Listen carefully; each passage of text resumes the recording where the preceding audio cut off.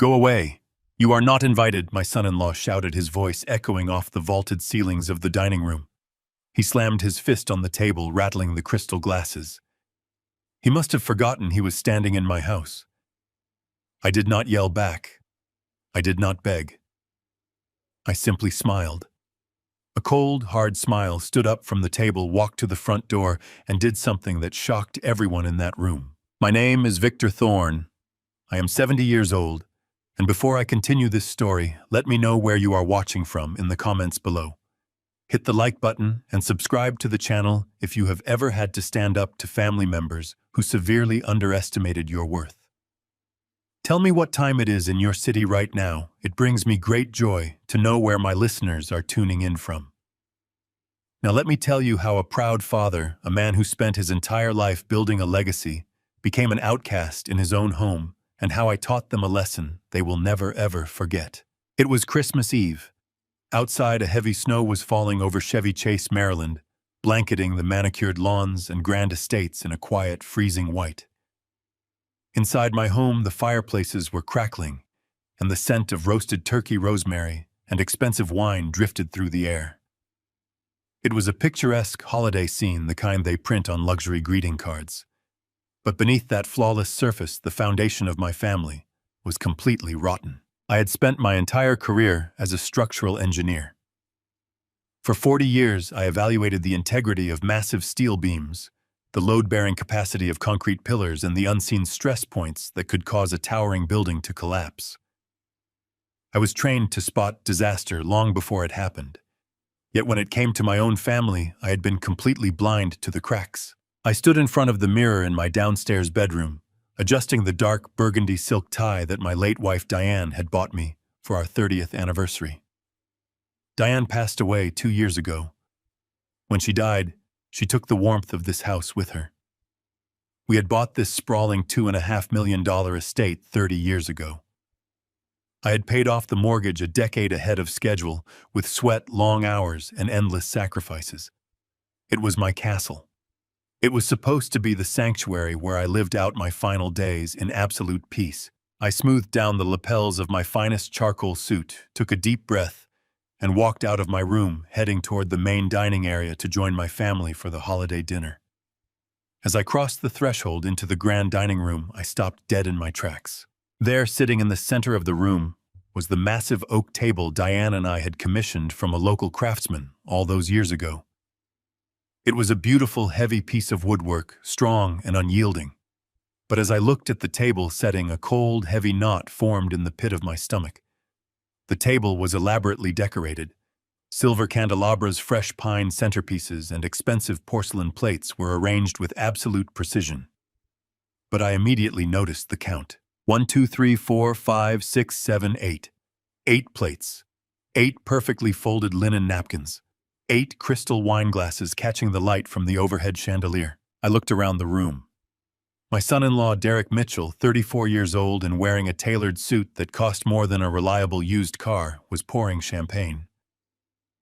My daughter, Rachel, 32 years old, the only child Diane and I ever had, was nervously arranging the silverware. Derek's parents were seated on the far side of the table, sipping their drinks with an air of unearned superiority. And then there were the guests. 4 men I had never seen before in my life. They wore sharp, expensive suits, their hair slicked back, their eyes cold and calculating. They did not look like friends. They looked like predators. I counted again. Derek, Rachel, Derek's parents, and the 4 strangers. That made 8 people. There were 8 chairs pulled up to the table. There was no place setting for me. There was no chair for me. I stood there in the doorway, staring at the polished oak wood, feeling a profound sense of isolation wash over me.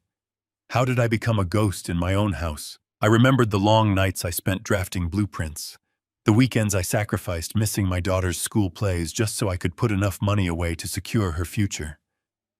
I remembered signing the final check that paid this house off in full. I had given Rachel everything.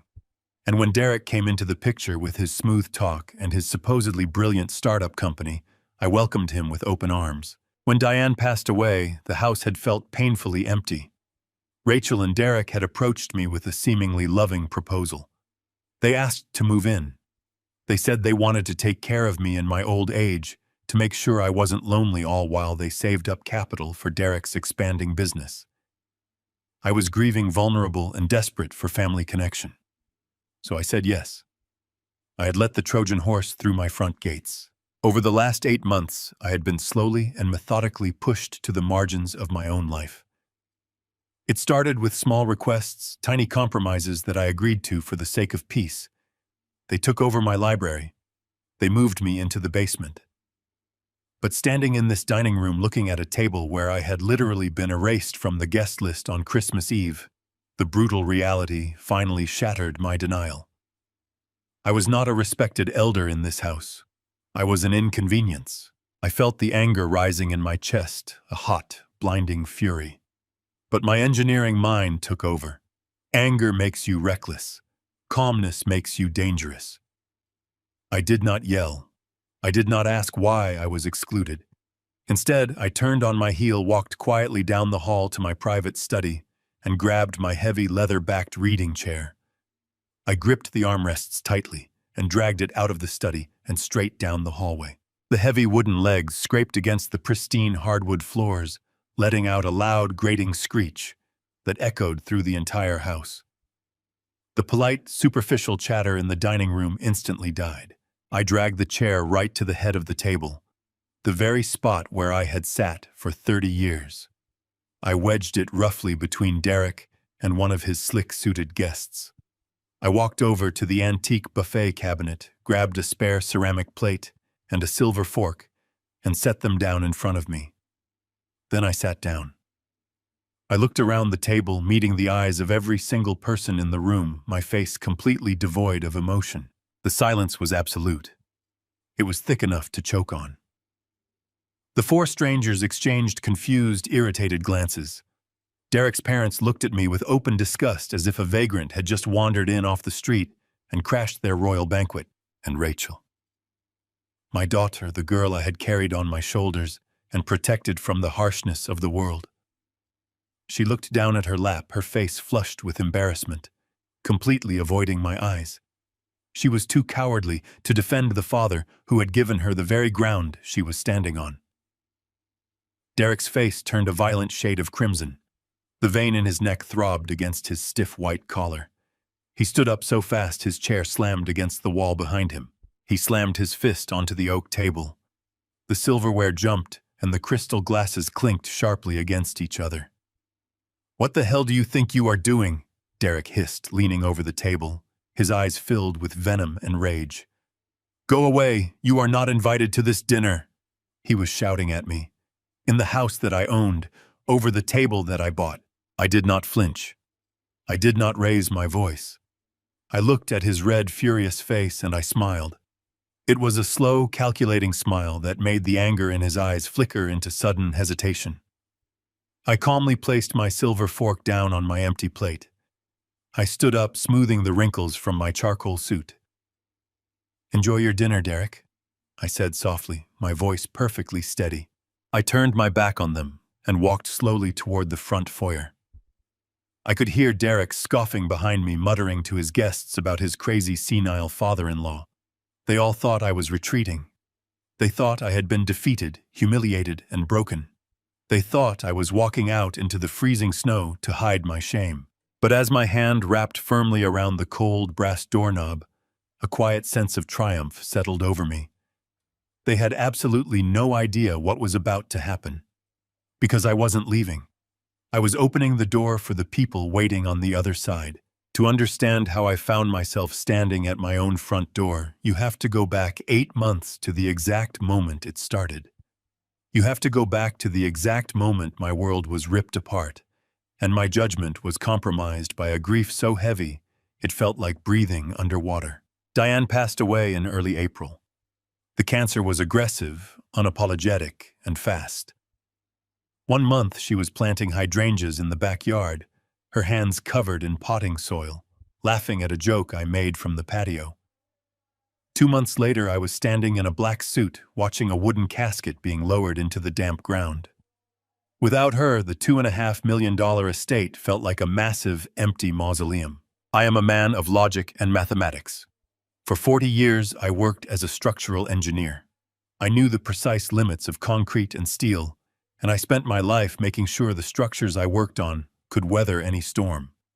People trusted me to keep their buildings standing tall and secure.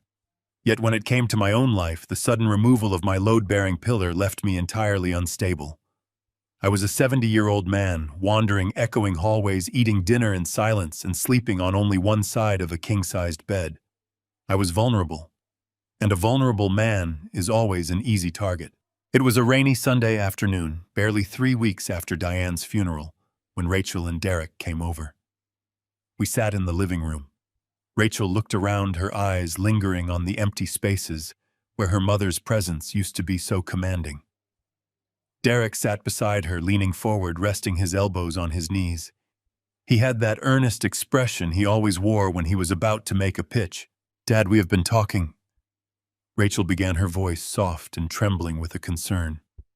"We hate seeing you here all by yourself. Mom wouldn't want you to be alone in this massive house.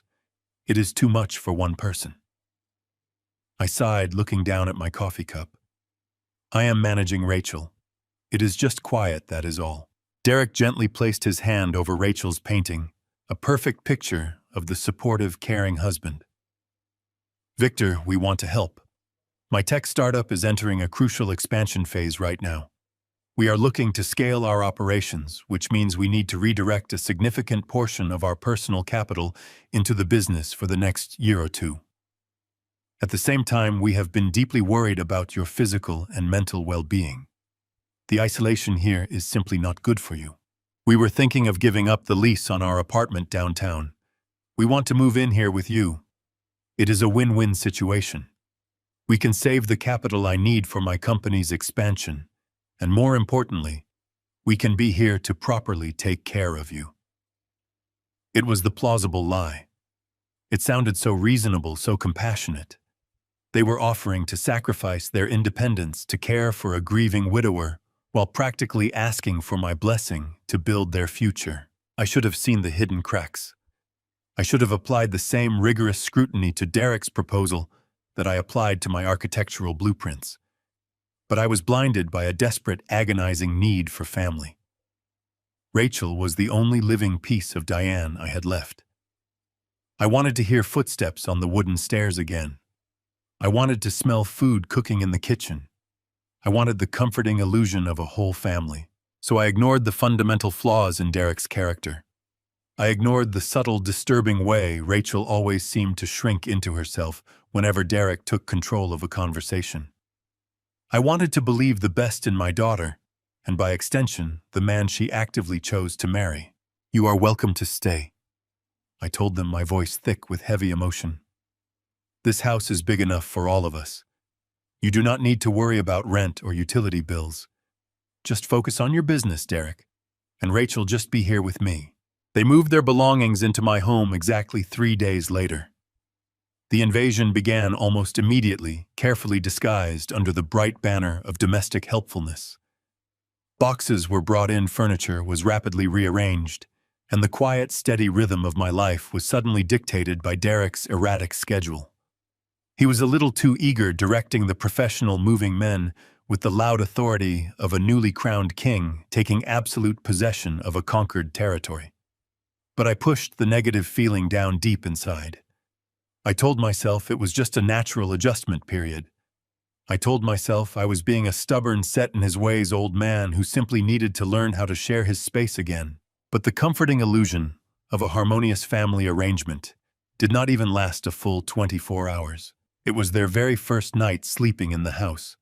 I had gone out for my usual evening walk around the quiet neighborhood, a strict routine I maintained to keep my joints active and my mind reasonably clear. The crisp night air felt surprisingly good on my face. It gave me a brief moment of hope. I thought about the breakfast we would all share the next morning. I thought about having people to talk to over the morning paper. I returned to the house just after 9 o'clock. I walked up the paved driveway, stepped onto the front porch, and pulled my brass keys from my coat pocket. I unlocked the heavy oak door and stepped into the foyer. The house was extremely quiet. I reached for the security panel on the wall, just as I had done every single night for the past 15 years. I pressed my 4-digit code to disarm the system. The keypad flashed a harsh, bright red. A sharp electronic beep echoed loudly through the hallway. Error.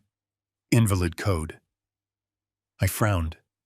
My fingers were old, but my memory was incredibly sharp. I carefully typed the code again. Red flash. Sharp beep. Invalid code.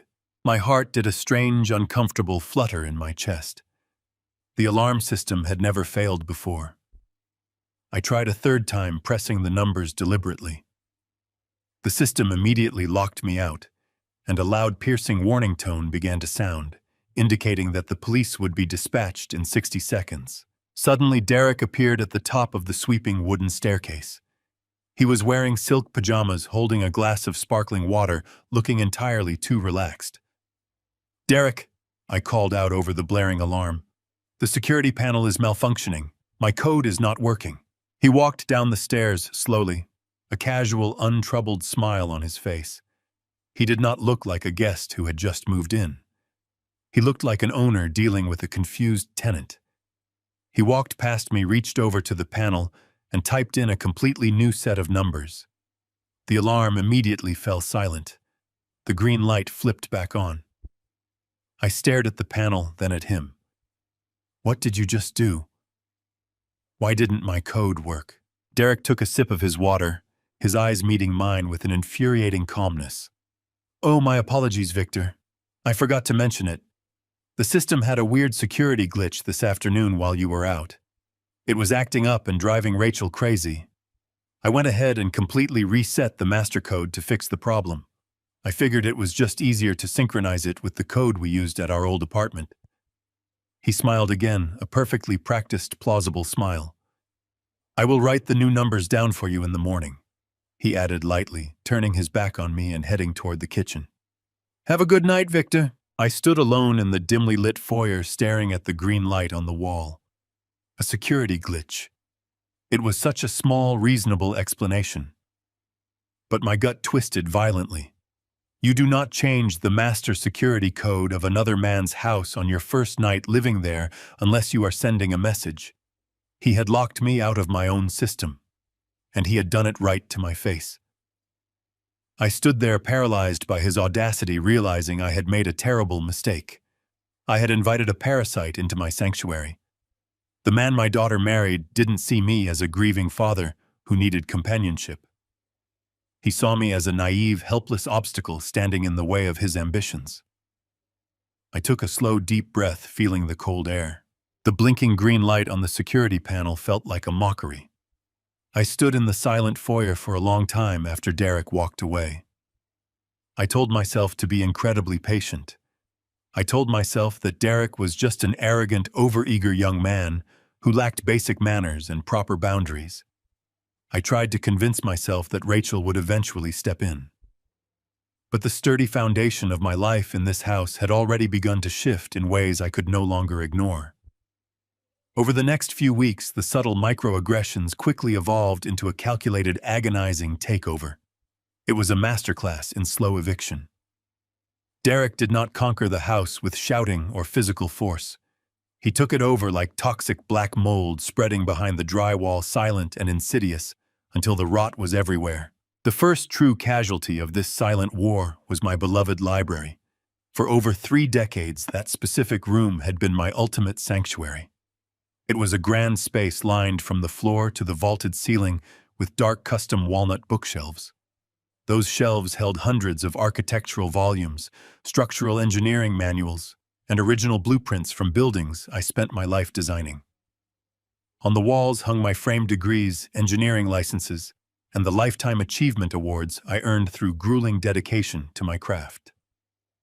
Diane used to sit in the plush leather armchair by the large bay window, quietly reading her romance novels while I drafted technical designs at my heavy oak desk. One Tuesday afternoon, I returned home from picking up groceries at the local market. The house was uncharacteristically loud.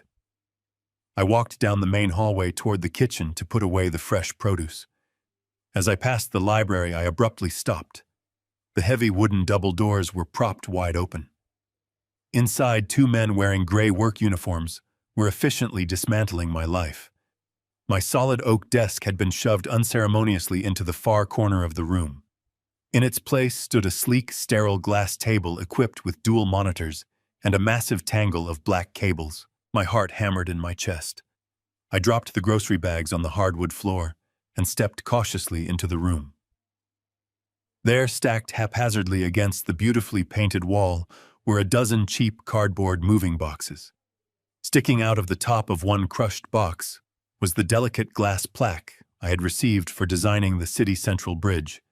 It was horribly chipped on the top corner. Derek was standing directly by the window, speaking loudly into his mobile phone, aggressively waving his hands with that fake energetic charisma he always used for his business calls. He saw me standing frozen in the doorway, held up a single index finger to dismissively shush me, and casually finished his conversation. When he finally hung up the phone, he turned to face me with a bright, entirely artificial smile. "Victor, good you are finally home," Derek said cheerfully, completely ignoring the absolute shock written all over my face. "I hope you do not mind the sudden mess. My startup is entering a massive hyper-growth phase right now, and I absolutely needed a proper dedicated headquarters. The investors need to see a highly professional background when we do our video conferences. A dedicated corporate workspace is crucial right now for our branding." I stared blankly at the cardboard boxes holding 40 years of my professional legacy. "You boxed up my engineering awards. You took down my framed blueprints without asking me. This is my private library, Derek." He let out a short, highly dismissive sigh, clearly annoyed that I was not eagerly cooperating with his grand vision. "Victor, let us be practical here for a minute.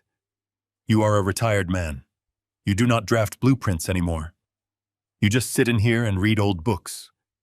The company desperately needs this space to generate actual revenue for our future. We are a family now, and family requires practical compromises to succeed." He walked right past me, patting my shoulder patronizingly as he headed toward the kitchen. I felt my hands balling into tight, shaking fists. The sheer disrespect was staggering. I immediately sought out Rachel. I found her hiding in the sunroom, curled up tightly on the floral sofa, scrolling aimlessly on her tablet. I stood firmly before her, struggling intensely to keep my voice steady. "Rachel, your husband just packed my entire library into cheap cardboard boxes. He completely took over my space without even having the basic decency to ask for my permission. You need to talk to him right now. This behavior is absolutely unacceptable." Rachel did not look up right away. When she finally raised her eyes to meet mine, I saw the carefully rehearsed expression already waiting for me. It was the plausible lie heavily coated in a thick, suffocating layer of fake filial concern. "Dad, please do not be difficult about this situation," she said softly, adopting a soothing tone one might use to placate a confused, irrational toddler. "Derek is under an enormous amount of stress right now with the business launch. He really needs a quiet, professional place to work without any distractions. He can easily work in the spare guest bedroom upstairs." I argued, my frustration mounting rapidly. "The library is my private space. It holds my entire career." Rachel stood up slowly, placing her warm hands gently on my arms. "Dad, we actually wanted to talk to you about the bedrooms anyway. Derek and I have been discussing your current living situation. We noticed you have been struggling a lot lately. Your knees are getting really bad. I saw you wincing when you walked up the main stairs last week." My knees were perfectly fine. I walked 2 miles every single evening without a single complaint or ache. I stared at my daughter silently, waiting for the trap to spring shut. "We strongly think it is best if you move down into the basement guest suite," Rachel continued smoothly, her eyes wide with manufactured theatrical worry. "There are absolutely no stairs to climb from the garage entrance. It is completely safe. It has its own little private bathroom. You will have so much more privacy down there, away from all of Derek's loud business meetings. It is just safer for you, Dad. We worry so much about you falling and getting seriously hurt while we are busy working." The betrayal hit me like a heavy physical blow to the chest. She was weaponizing my age against me. She was framing my forced eviction from the main floors of my own home as an act of pure loving care. The basement guest suite was essentially a glorified storage area. It had a single small, high window that barely let in any natural sunlight. It was constantly damp, uncomfortably cold, and entirely isolated from the rest of the living spaces. "You want to put me in the basement," I stated flatly. The bitter words tasted like dry ash in my mouth. "It is a private suite, Dad," she corrected quickly, stepping back as if my flat tone genuinely frightened her. "It is for your own good.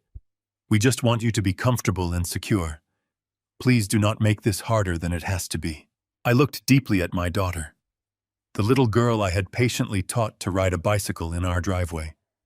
The young woman whose expensive college tuition I had paid in full without hesitation. She was standing in the very house I bought with my blood and sweat, politely telling me to descend into the cold earth so her arrogant husband could play businessman in my sanctuary. I did not argue. Arguing with a committed liar only gives them the opportunity to invent more lies. I simply turned around, walked away, and began the agonizing, heartbreaking process of packing my clothes. Moving my life into the basement took 3 long, exhausting days.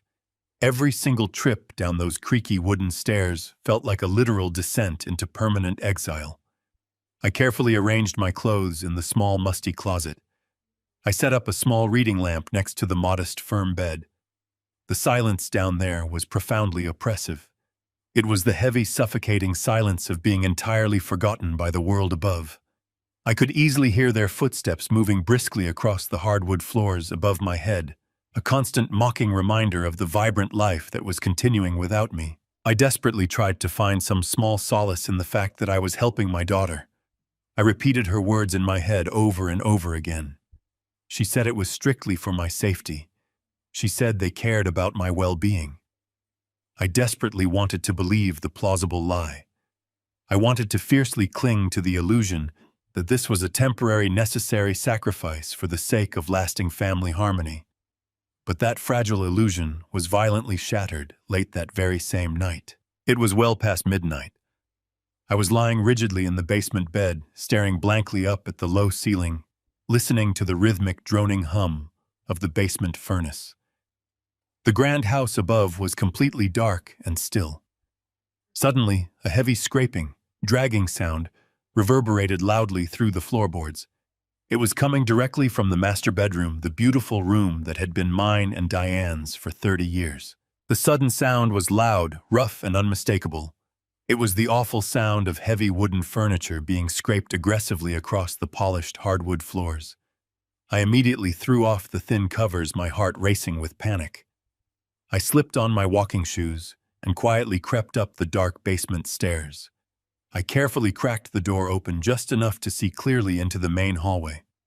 The heavy front door was propped wide open, letting in a biting gust of freezing wind. Derek was struggling to physically push a large, extremely heavy piece of furniture out the front door, awkwardly maneuvering it toward the edge of the paved driveway, where a massive rented dumpster had been parked earlier that afternoon. The pale moonlight caught the intricate hand-carved floral patterns on the dark wood. It was Diane's antique vanity. It was the beautiful vanity where my wife had sat every single morning to brush her hair. It was the vanity she had deeply cherished, a priceless family heirloom passed down from her beloved grandmother. I had specifically asked Rachel to keep it totally safe in the master bedroom because it held so much profound, sentimental value to me. Derek shoved the vanity hard with his shoulder. It tipped violently over the edge of the porch, crashing violently down the concrete front steps. I distinctly heard the sickening, sharp sound of the antique wood splintering and cracking upon heavy impact with the frozen driveway.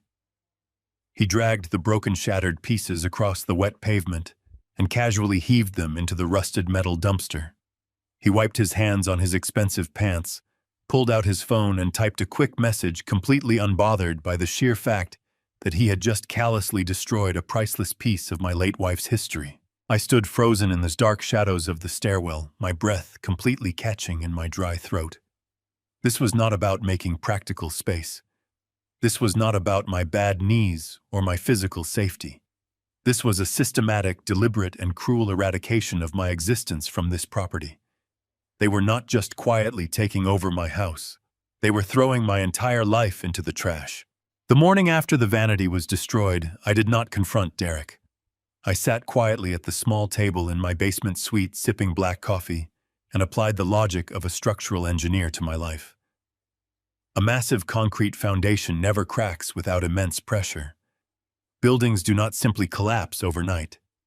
There are always microscopic stress fractures. Derek was applying immense pressure to my life, systematically isolating me and erasing my presence from the main floors. What was the structural motive? The sheer aggression behind throwing Diane's antique vanity into a rusted dumpster spoke of a man who felt absolute ownership. He was acting like a man who had already claimed the property as his own. I needed to find the hidden stress point. I needed to understand what was fundamentally driving his arrogant behavior.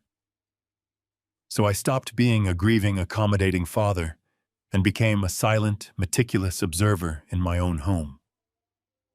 I watched Derek closely over the next 2 weeks, looking for any irregular patterns in his daily routine. Soon, a glaring anomaly presented itself. Derek claimed to be running a successful technology startup. He spent hours locked inside my former library, speaking loudly on conference calls. Yet for a man entirely focused on the digital future, he had developed a strange, obsessive fixation with the physical mail. Our postal worker Thomas usually arrived around 11 in the morning. For 15 years, the mail would simply drop through the brass slot in the front door. But now Derek was intercepting it. Every morning, precisely at 10:50, Derek walked out to the front porch with a coffee. He waited there until Thomas arrived. Derek took the stack of envelopes directly from Thomas's hands, smiled, exchanged brief words, and immediately retreated inside. He then locked himself in the library for an hour. When the sorted mail made its way to the kitchen counter for Rachel and me to review it, consisted entirely of grocery store flyers, local restaurant coupons, and utility bills. There was never anything of substance. Why was a supposedly wealthy, successful technology entrepreneur waiting for the postal worker like a starving dog, waiting for a scrap of meat every single day without fail? What was coming through the physical mail that he absolutely had to intercept before anyone else living in the house could finally open and see it? The opportunity to find out arrived on a freezing Tuesday afternoon. Rachel and Derek announced they were heading into downtown Washington for a lunch meeting with potential new investors. They dressed in their finest clothes, kissed me on the cheek with fake warmth, and drove away in their polished car. As soon as their taillights vanished down the street, I moved. I walked up the basement stairs and headed straight for the attached garage. I bypassed the standard trash cans and moved directly to the large blue recycling bin tucked away in the corner. Derek was meticulous about his image, but arrogant men often become sloppy when they believe no one is watching them. He had purchased a heavy-duty paper shredder for his new office to protect sensitive corporate documents, but he emptied the shredded plastic bin directly into our unlined household recycling container. I lifted the heavy blue lid. Inside was a mountain of white paper strips, a chaotic, tangled mess of destroyed information. I plunged my hands into the freezing bin, scooping up large handfuls of the shredded documents and dumped them into a large plastic garbage bag. I carried the bag back down the stairs into the damp isolation of my basement suite.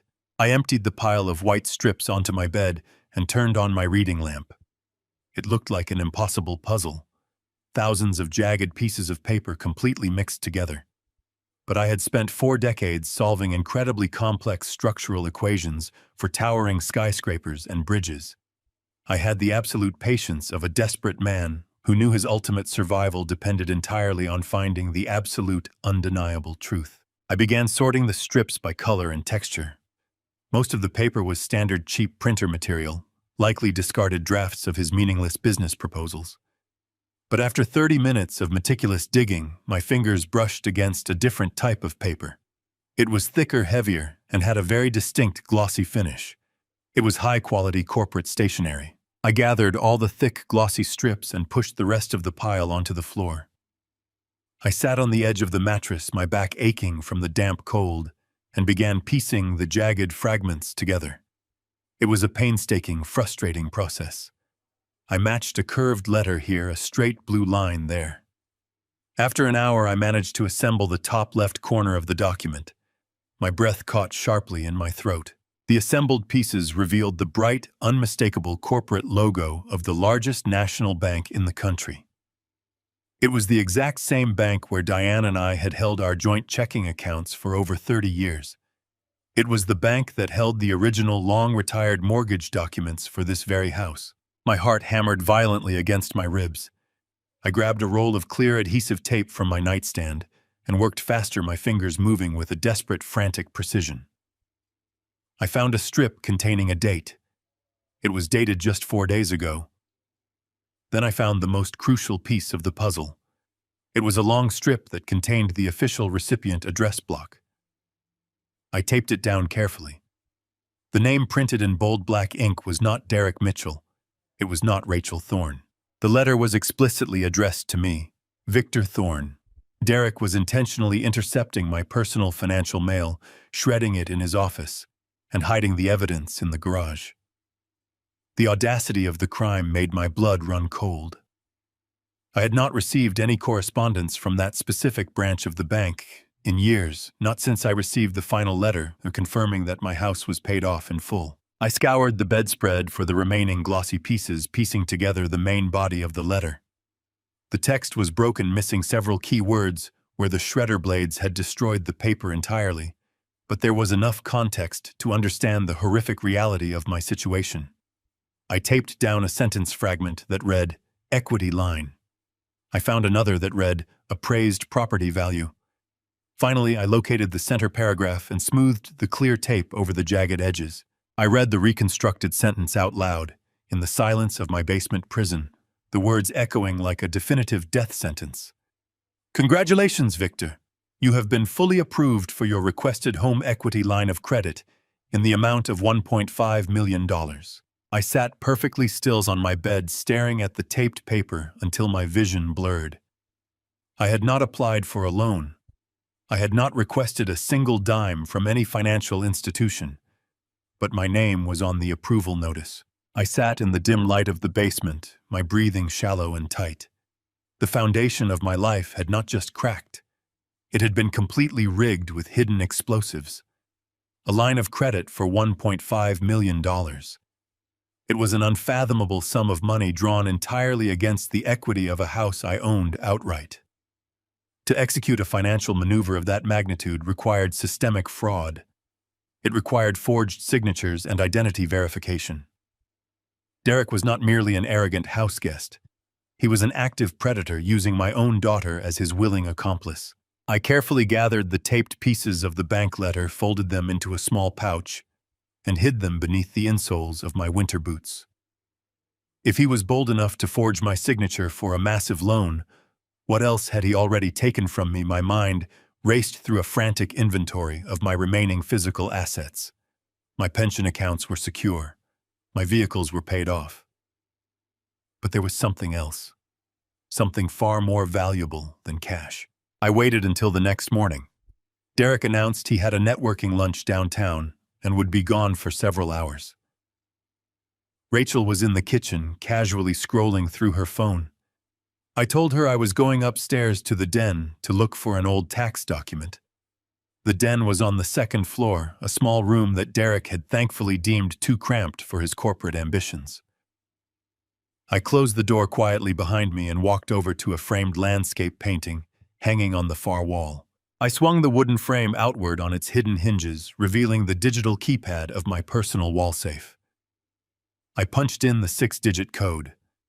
The heavy steel door clicked and popped open. I pulled out my passport, emergency cash, and old insurance policies. Everything seemed perfectly intact. Then I reached into the very back of the compartment to pull out the small, dark blue velvet box. I felt a cold chill run down my spine before I even flipped the lid open. The box was far too light. I pressed the golden clasp and the lid sprang back. The velvet interior was completely empty. Diane had a 2-carat diamond anniversary necklace that was gone. It was a flawless pendant I saved up for 3 years to buy for our 30th wedding anniversary. She wore it every single day. I had placed it in this safe the afternoon she passed away, unable to bear the sight of it, sitting on her empty dresser. The financial value was easily worth $30,000, but the sentimental value was absolutely immeasurable. It was the physical embodiment of my devotion to my wife. And now it was stolen. I gripped the empty blue box so hard my knuckles turned white. My hands were shaking from a blinding, ferocious rage. I left the safe open and marched straight down the hallway and down the grand staircase. My heavy footsteps echoed loudly against the hardwood. I walked directly into the kitchen. Rachel was pouring a cup of coffee, humming softly. I slammed the empty velvet box down onto the granite countertop. The sharp crack made her jump.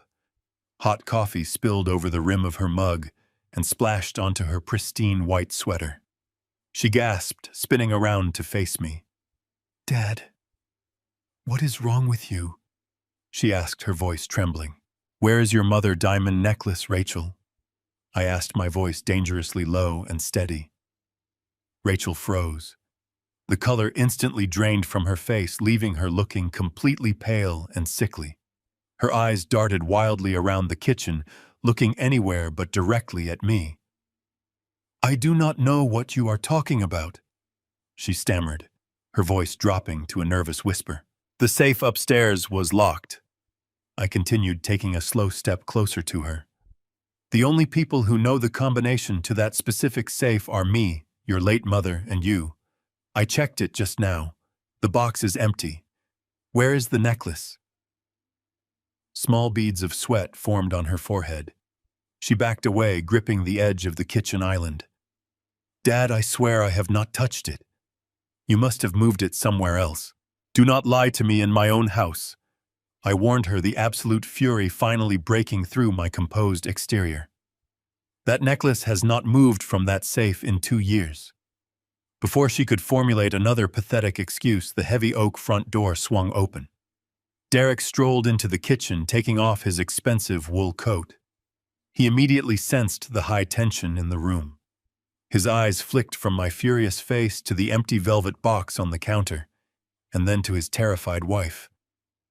He did not look surprised. He looked annoyed. "What is going on here?" Derek asked, stepping smoothly between me and Rachel. He crossed his arms over his chest, taking a dominant, aggressive stance.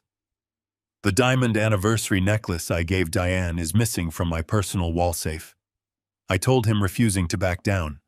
"And Rachel is the only other person alive who has the access code." Derek let out a long, exaggerated sigh. He uncrossed his arms and gave me a look of deep, patronizing pity. It was a performance worthy of a stage actor. "Come on, old man," Derek said, his tone dripping with condescension. "Listen to yourself right now. You are aggressively accusing your own daughter of being a common thief over a piece of jewelry. You probably misplaced yourself." "I did not misplace anything," I said firmly. Derek stepped closer to me, lowering his voice into a soothing, incredibly insulting register. "Victor, let us be completely honest here. The stress of living alone in this big house, the grief over losing Diane, it has been terribly hard on you. Your memory is clearly failing. You have been slipping lately. Do you not remember our conversation last month? You told me you were worried about keeping such valuable items in a simple wall safe. You said you moved the diamond necklace down to your safety deposit box at the downtown bank branch for better security." I stared at him, feeling the absolute audacity of his lie wash over me. He was actively trying to rewrite my own reality. He was orchestrating a massive campaign of psychological manipulation, hoping to make me doubt my own mind. He wanted to lay the groundwork for declaring me mentally incompetent, just as I had suspected.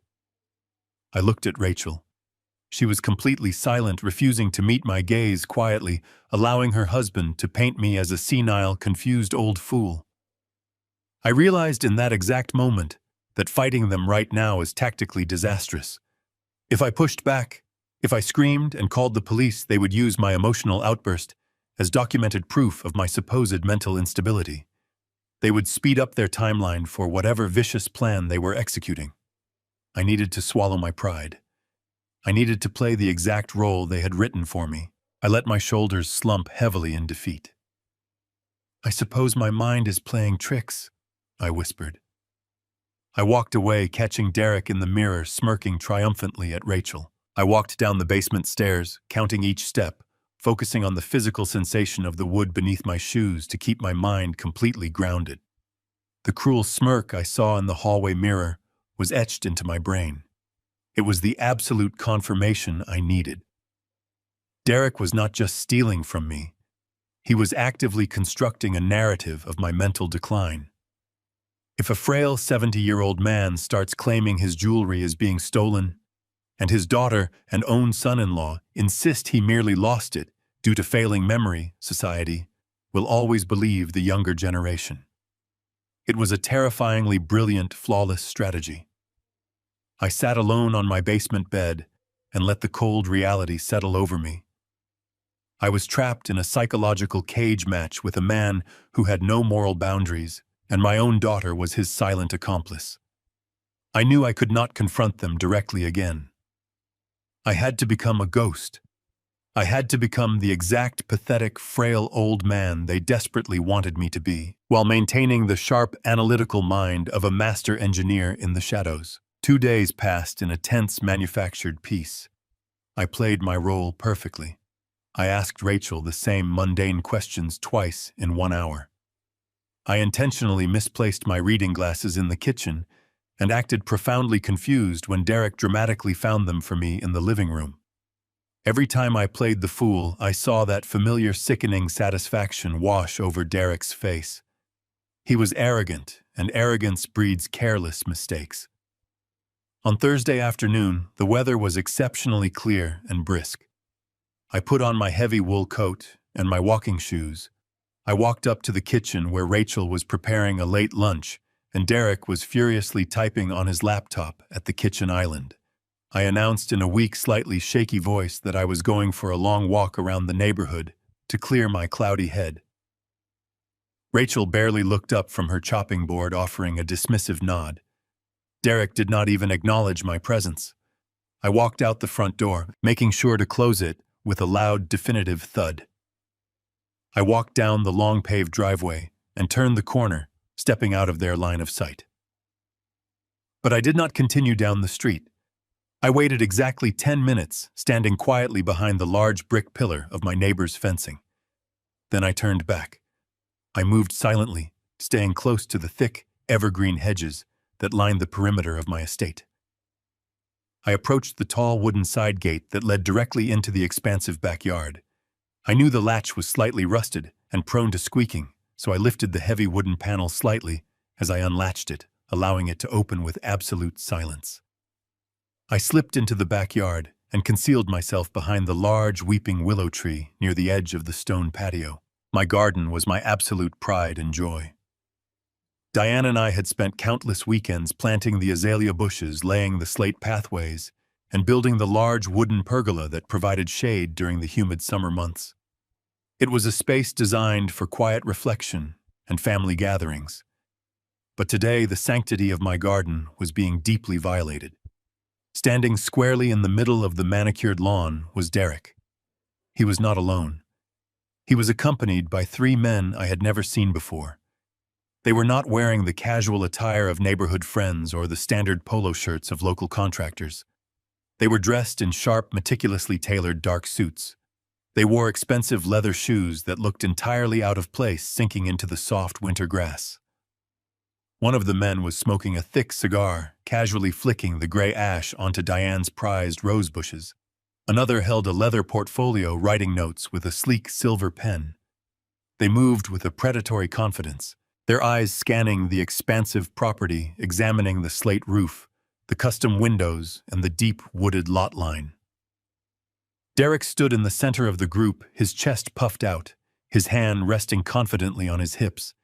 He was pointing toward the main structure of the house, sweeping his arm in a broad, expansive gesture. He was giving them a guided tour of my property, acting with the absolute authority of a wealthy landowner, showing off his vast domain. I held my breath, remaining perfectly still behind the draping branches of the weeping willow. The biting wind carried their voices clearly across the open lawn. I focused intently on Derek's words, filtering out the rustling leaves and the distant traffic. "As you can see, gentlemen," Derek said loudly, his voice brimming with a sickening manufactured bravado. "The property sits on over 2 acres of prime, fully developed real estate in one of the most exclusive zip codes in the entire state. The structural integrity is flawless, and the market value has absolutely skyrocketed in the last 5 years alone." The man with the cigar took a long, slow drag and blew the thick smoke into the crisp air. He looked at the main house, his eyes narrowing in cold calculation. "It is a substantial asset, Derek. I will give you that. The location is excellent, but we need absolute assurances. Our capital is not a charity fund. If we bridge this gap for your company, we need to know the asset is fully unencumbered and completely accessible." Derek laughed, a smooth, deeply arrogant sound that made my stomach churn with intense disgust. He stepped closer to the men, lowering his voice just slightly, but not enough to escape my hearing. "I understand your concerns, gentlemen, but I promise you there is absolutely zero risk here. You have seen the initial paperwork I provided. The collateral is rock solid. My inheritance is guaranteed." The word inheritance hit me like a physical blow. A man cannot inherit an estate from a living father-in-law. An inheritance only passes hands when the current owner is dead or legally stripped of their rights and assets entirely. My mind raced, piecing together the shredded bank letter, the missing diamonds, the gaslighting, and this secret clandestine tour of my home. They were leveraging my house to fund his failing ambitions. The man holding the leather portfolio stopped writing and looked up, his gaze drifting toward the basement windows of my suite. He tapped his silver pen against the dark leather. "What about the current title holder?" the man asked, his tone flat and purely transactional. "What about the old man? Is he going to pose a legal problem for us when the transfer hits?" Derek stuffed his hands into the pockets of his expensive wool coat. A slow, chilling smile spread across his face, revealing a darkness I had never truly comprehended until this very second. He looked back at the grand house I had built to protect my beloved family, his eyes devoid of any human empathy. "Don't worry about Victor," Derek replied, his voice dropping into a cold, ruthless whisper that carried through the freezing winter air. "He won't be a problem much longer." The chilling words hung heavily in the freezing air, an absolute promise of my impending erasure. The paralyzing shock that gripped me over the past weeks evaporated completely, replaced by crystalline clarity. Derek was not just a greedy opportunist stealing jewelry. He was a dangerous predator actively plotting my ruin. I waited patiently until the men in tailored suits finally shook Derek's hand and walked to their luxury vehicles. I listened carefully as Derek whistled a cheerful tune, strolling casually inside my house as if he had just conquered a nation. Once the heavy back door clicked firmly shut, I immediately retraced my steps, slipped quietly through the rusted side gate, and re-entered the house through the cold basement.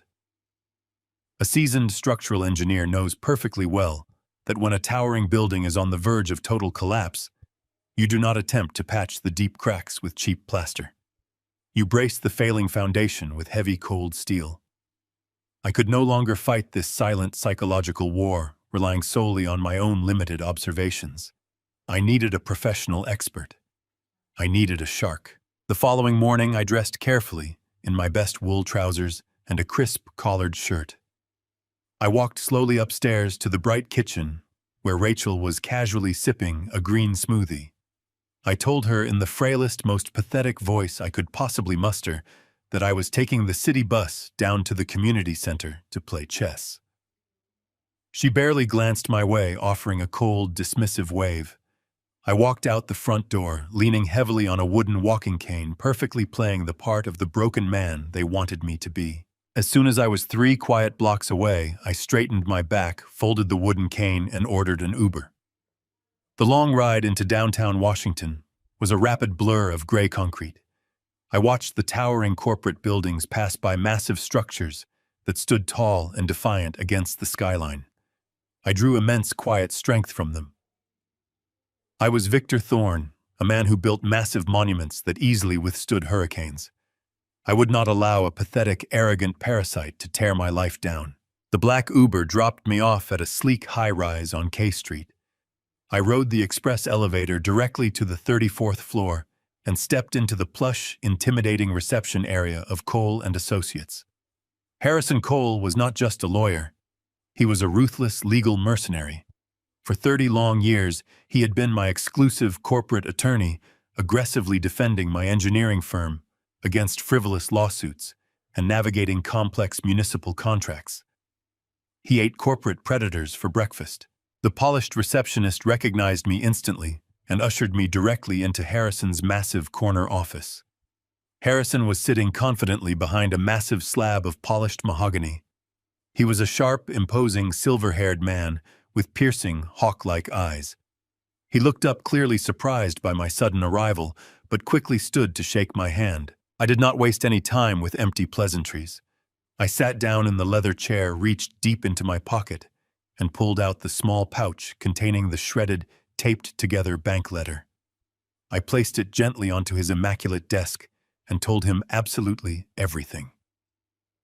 I detailed the agonizing, slow invasion of my home, the destroyed antique vanity, the stolen diamond necklace, the secret garden tour, and the chilling conversation I had secretly overheard yesterday. Harrison listened with a terrifying, absolute stillness, his sharp eyes visibly darkening with a cold, highly professional fury. He carefully picked up the reconstructed bank letter and examined it silently under the bright glow of his desk lamp. "Victor," Harrison finally said, his voice dropping into a low, dangerous rumble. "This is not a simple, isolated case of elder abuse. This is a highly orchestrated, complex financial crime. They are actively trying to liquidate your entire life." Harrison immediately turned to his computer, his fingers flying rapidly across the black keyboard. "I am pulling the county property records right now," he muttered intensely. "I also have direct channels with the internal fraud department at your bank. If they initiated a home equity line of credit using your property as collateral, the digital footprint will be sitting right in the centralized database." The grand office fell into a tense, utterly suffocating silence. I listened closely to the frantic clicking of his keyboard. Every single passing second felt like an agonizing hour. I watched his eyes narrow sharply as he rapidly scrolled through pages of dense digital financial information. Then he abruptly stopped. He let out a harsh, bitter breath and leaned back heavily in his expensive leather chair. "It is infinitely worse than you thought, Victor," Harrison said grimly. "The $1.5 million line of credit is absolutely real. But it is not just in the preliminary application phase. It is currently in the final underwriting stage. The bank has already completed a drive-by appraisal of your entire estate. The massive funds are scheduled to be dispersed directly into a newly created joint account in exactly 14 days. In 2 short weeks, Derek will have direct, unfettered access to $1.5 million of your home's equity." I felt the warm blood completely drained from my face. "How is that even remotely possible, Harrison? I never spoke to a single loan officer. I never signed a single application. They need a physical signature. They need a certified notary. They absolutely need my physical presence to authorize a massive loan against an unencumbered property." Harrison's intense expression turned remarkably grim. He opened a new digital tab, navigated quickly to a specific legal database, and downloaded a hidden file. The office printer hummed loudly to life, spitting out a thick stack of warm paper. Harrison stapled the top corner securely and slowly slid the heavy, damning document across the polished mahogany desk directly toward me. "They did not need your physical presence anywhere, Victor," Harrison said quietly, tapping his index finger hard against the very top page. "Because legally speaking, you gave them absolute undisputed permission to do whatever they want." I stared blankly down at the document. The bold black letters printed at the top of the page seemed to burn directly into my retinas. It was a comprehensive, durable power of attorney. I read the terrifying, legally binding clauses. The document granted Rachel Thorne Mitchell complete and total control over all of my financial assets, my personal banking accounts, my real estate holdings, and my healthcare decisions. It legally declared that she was fully authorized to act as my sole agent in all matters, effectively stripping me of my autonomy. "I never drafted this," I whispered softly, my voice shaking with profound, absolute horror. "I never saw this document in my entire life." "Look closely at the bottom of the very last page, Victor," Harrison explicitly instructed, his steady tone heavily laced with a simmering, lethal anger. I flipped frantically through the thick pages. There, at the very bottom of the final sheet, right next to the official blue stamp of a deeply negligent notary public, was my signature. It was not a sloppy, quickly rushed imitation.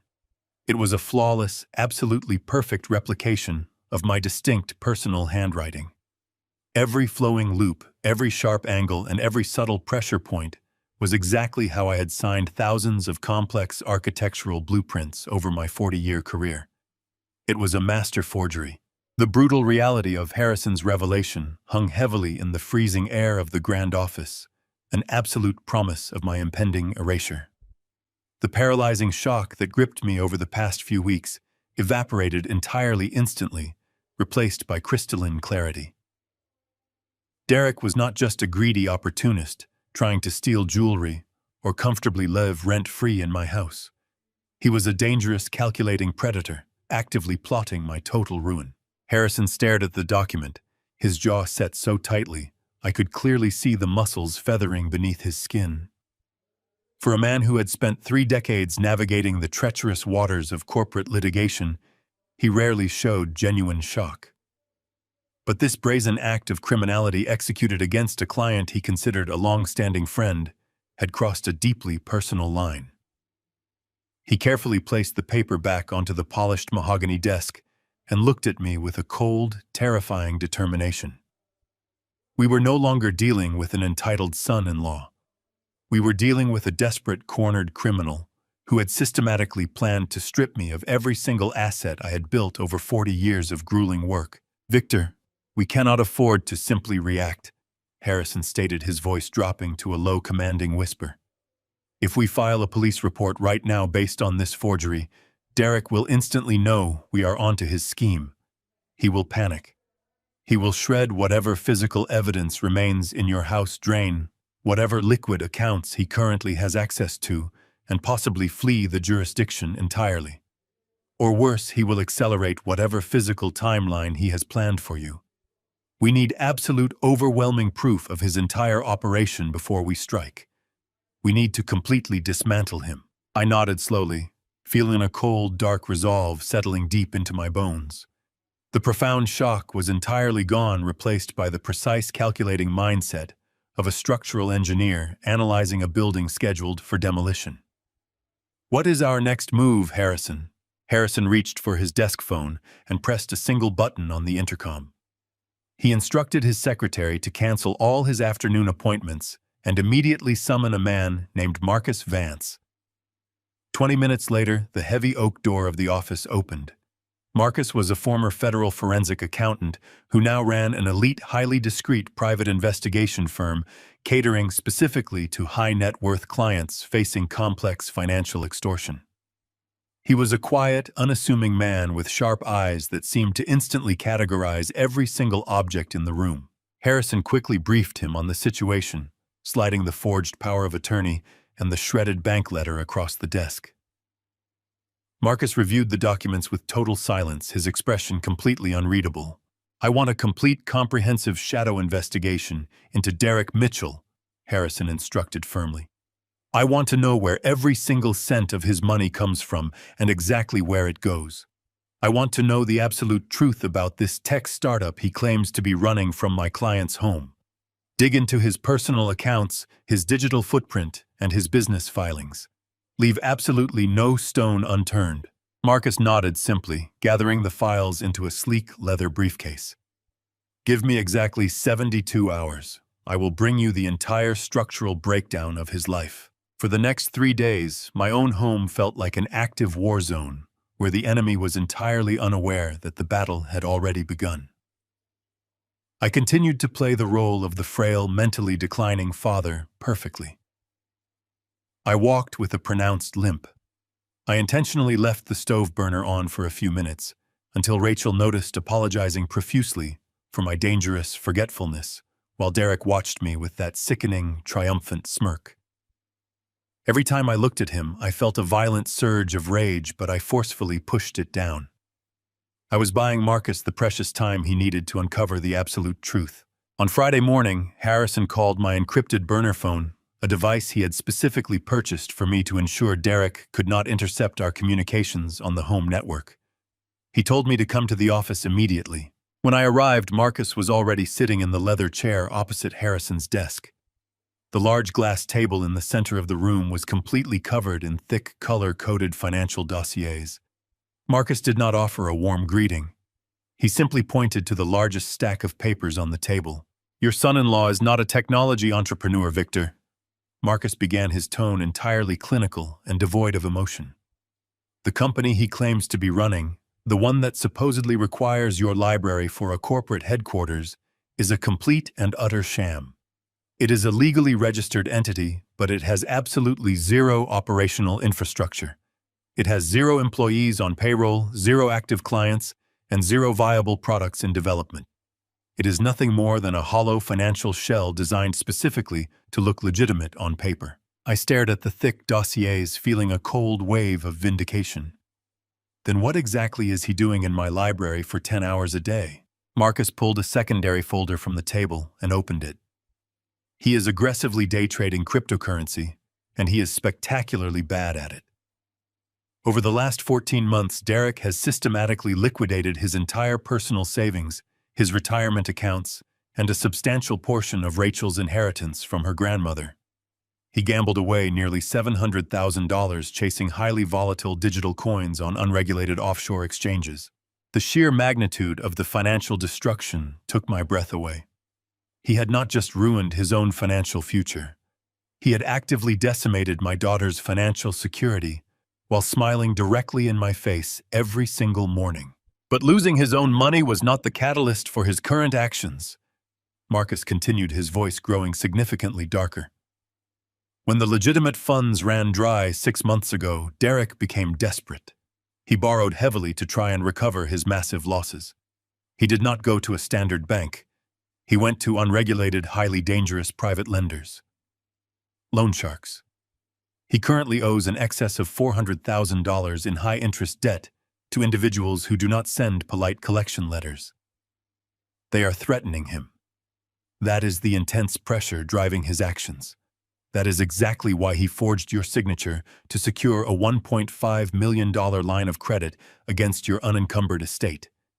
He is literally trying to save his own life by actively destroying yours." It all made terrifying absolute sense. The aggressive takeover of my home, the destruction of Diane's vanity to exert dominance, the interception of the Daily Mail. He was a desperate, drowning man, pulling me under the freezing water to keep himself afloat. "We have enough financial evidence right here to send him to federal prison for a decade," Harrison said, placing his hands firmly on the desk. "We can initiate the legal strike tomorrow morning. There is one final piece of the puzzle you both need to see before you make your move," Marcus interrupted, pulling a single thin folder from his briefcase. He did not slide it across the table. He held it in his hands, looking directly at me with a profound, uncharacteristic level of deep human sympathy. "During my digital investigation, I gained access to Derek's deleted email archives and his private browser history," Marcus explained softly. "I wanted to know what his exit strategy was once the bank dispersed the $1.5 million into the joint account. Stealing the money is only half the battle. He still needed a permanent way to neutralize you, Victor. He needed to ensure you could never legally challenge the fraudulent transfer or report the massive theft to the police." A heavy, icy dread pooled in the very bottom of my stomach. "What did he do?" I asked, my voice barely a whisper. Marcus opened the thin folder and placed a printed email thread directly in front of me. 2 weeks ago, right around the time he started convincing Rachel that your memory was failing, Derek contacted the admissions director of a highly exclusive private luxury nursing facility located in a remote part of upstate New York. It is a specialized high-security facility designed specifically for patients suffering from severe advanced stage dementia and profound cognitive decline. I looked down at the printed words on the page, my eyes scanning the horrific calculated correspondence. Derek had been actively negotiating the monthly care fees, using my own stolen funds to pay for the permanent accommodation. He sent them your medical records heavily altered to exaggerate your minor joint issues into major physical liabilities, Marcus continued grimly. He explicitly invoked the forged power of attorney to bypass your required consent for the medical transfer. He specifically inquired about their locked ward protocols.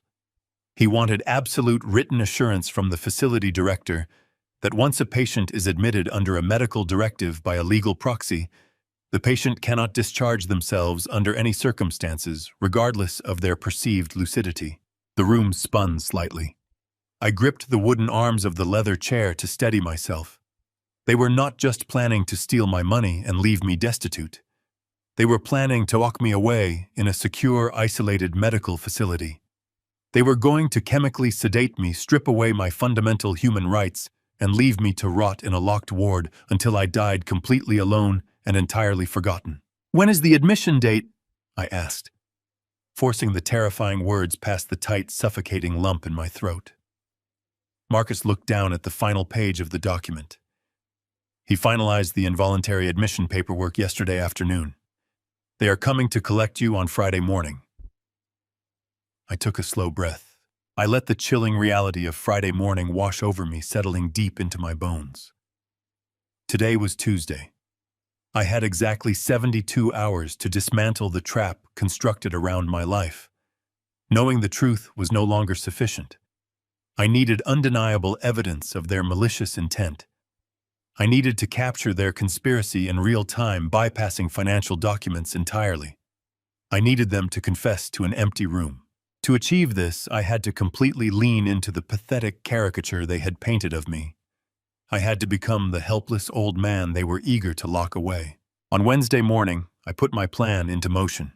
I waited until I heard Derek pacing across the hardwood floors above. I climbed the wooden stairs, making sure my breathing sounded ragged. As I reached the kitchen, I intentionally allowed my right leg to buckle. I let out a sharp, loud cry of pain, gripping the edge of the granite countertop, as if my life depended on it, and collapsed heavily onto the floor. Rachel gasped, dropping her ceramic coffee mug into the sink with a loud clatter. Derek stared down at me with a cold, analytical gaze. "Dad, what happened?" Rachel asked, her voice trembling slightly. "My back," I groaned, clutching my lower spine. "It is a severe spasm. I can barely move my legs. The pain is blinding." Derek crouched down. "Do you need me to call an ambulance, Victor? We can have you taken to the emergency room for an evaluation." I knew exactly what an emergency room visit meant.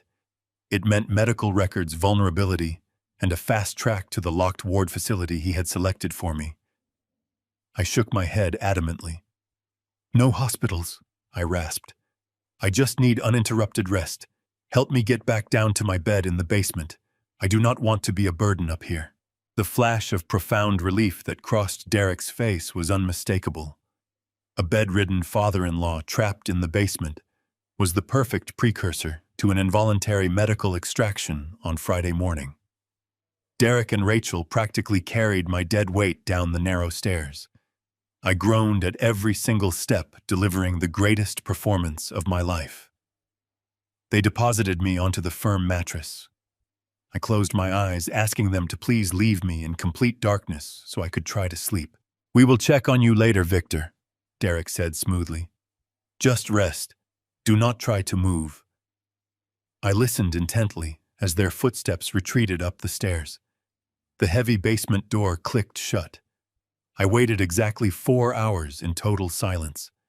I did not move a single muscle. I lay there calculating the optimal angles and field of vision for what I was about to do. At 6 o'clock that evening, I heard the muffled sounds of preparation above. Rachel and Derek were getting ready to go out. Derek had bragged about a crucial dinner with his new private investors at an upscale downtown steakhouse. I heard the front door close. I listened as the heavy engine roared to life, the tires crunching against the pavement as they pulled away. The house fell into a hollow silence. I threw off the covers and stood up, my spine straight, my legs steady and strong.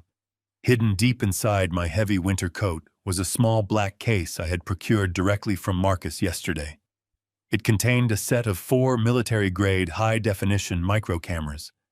These were sophisticated motion-activated recording units equipped with infrared night vision, extreme wide-angle lenses, and direct cellular uplink capabilities. I grabbed the case and bounded up the basement stairs. I knew every structural beam, every hidden wire, and every subtle shadow within these walls. I had built this sanctuary, and I knew exactly how to wire it. I dragged a chair to the center of the room. I popped off the cover of the corner smoke detector. Working precisely, I spliced the microcamera's wire into the electrical feed, drilling a microscopic hole for the lens to peek through. It was entirely invisible from the floor, perfectly camouflaged against the white ceiling. Next, I moved to the kitchen. This was the central hub of their daily operations, the place where Derek issued his commands, and Rachel offered her silent compliance. I climbed onto the granite countertop, reaching into the dark recess above the highest cabinet door.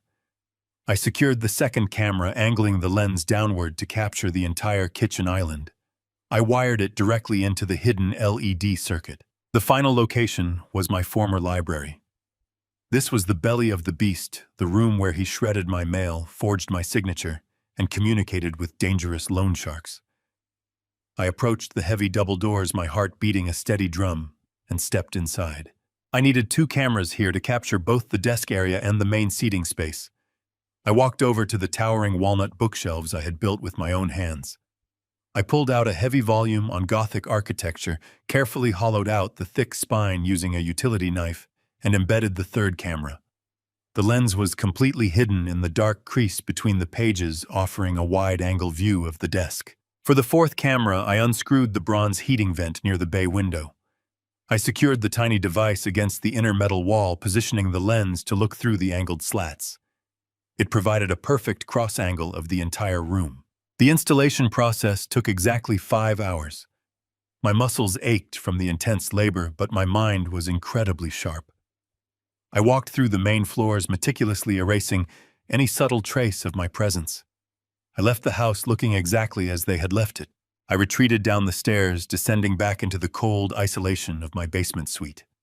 I closed the door quietly, feeling a profound sense of tactical accomplishment. I washed my hands in the small bathroom sink, changed back into my sleeping clothes, and sat on the edge of the firm mattress. I reached under my pillow and pulled out the iPad Marcus had provided. I powered on the device, launching the encrypted security application and entering the complex sequence of alphanumeric passwords. The screen blinked twice, clearing the loading sequence. The display split into 4 distinct high-definition video feeds. I could see the grand living room, the pristine kitchen, and the 2 perfect angles of the library. The infrared sensors rendered the dark, empty house in sharp, highly detailed shades of gray and white. The audio feeds were incredibly sensitive, picking up the low, rhythmic ticking of the grandfather clock in the distant hallway. I settled back against the cold wall, resting the glowing iPad on my knees.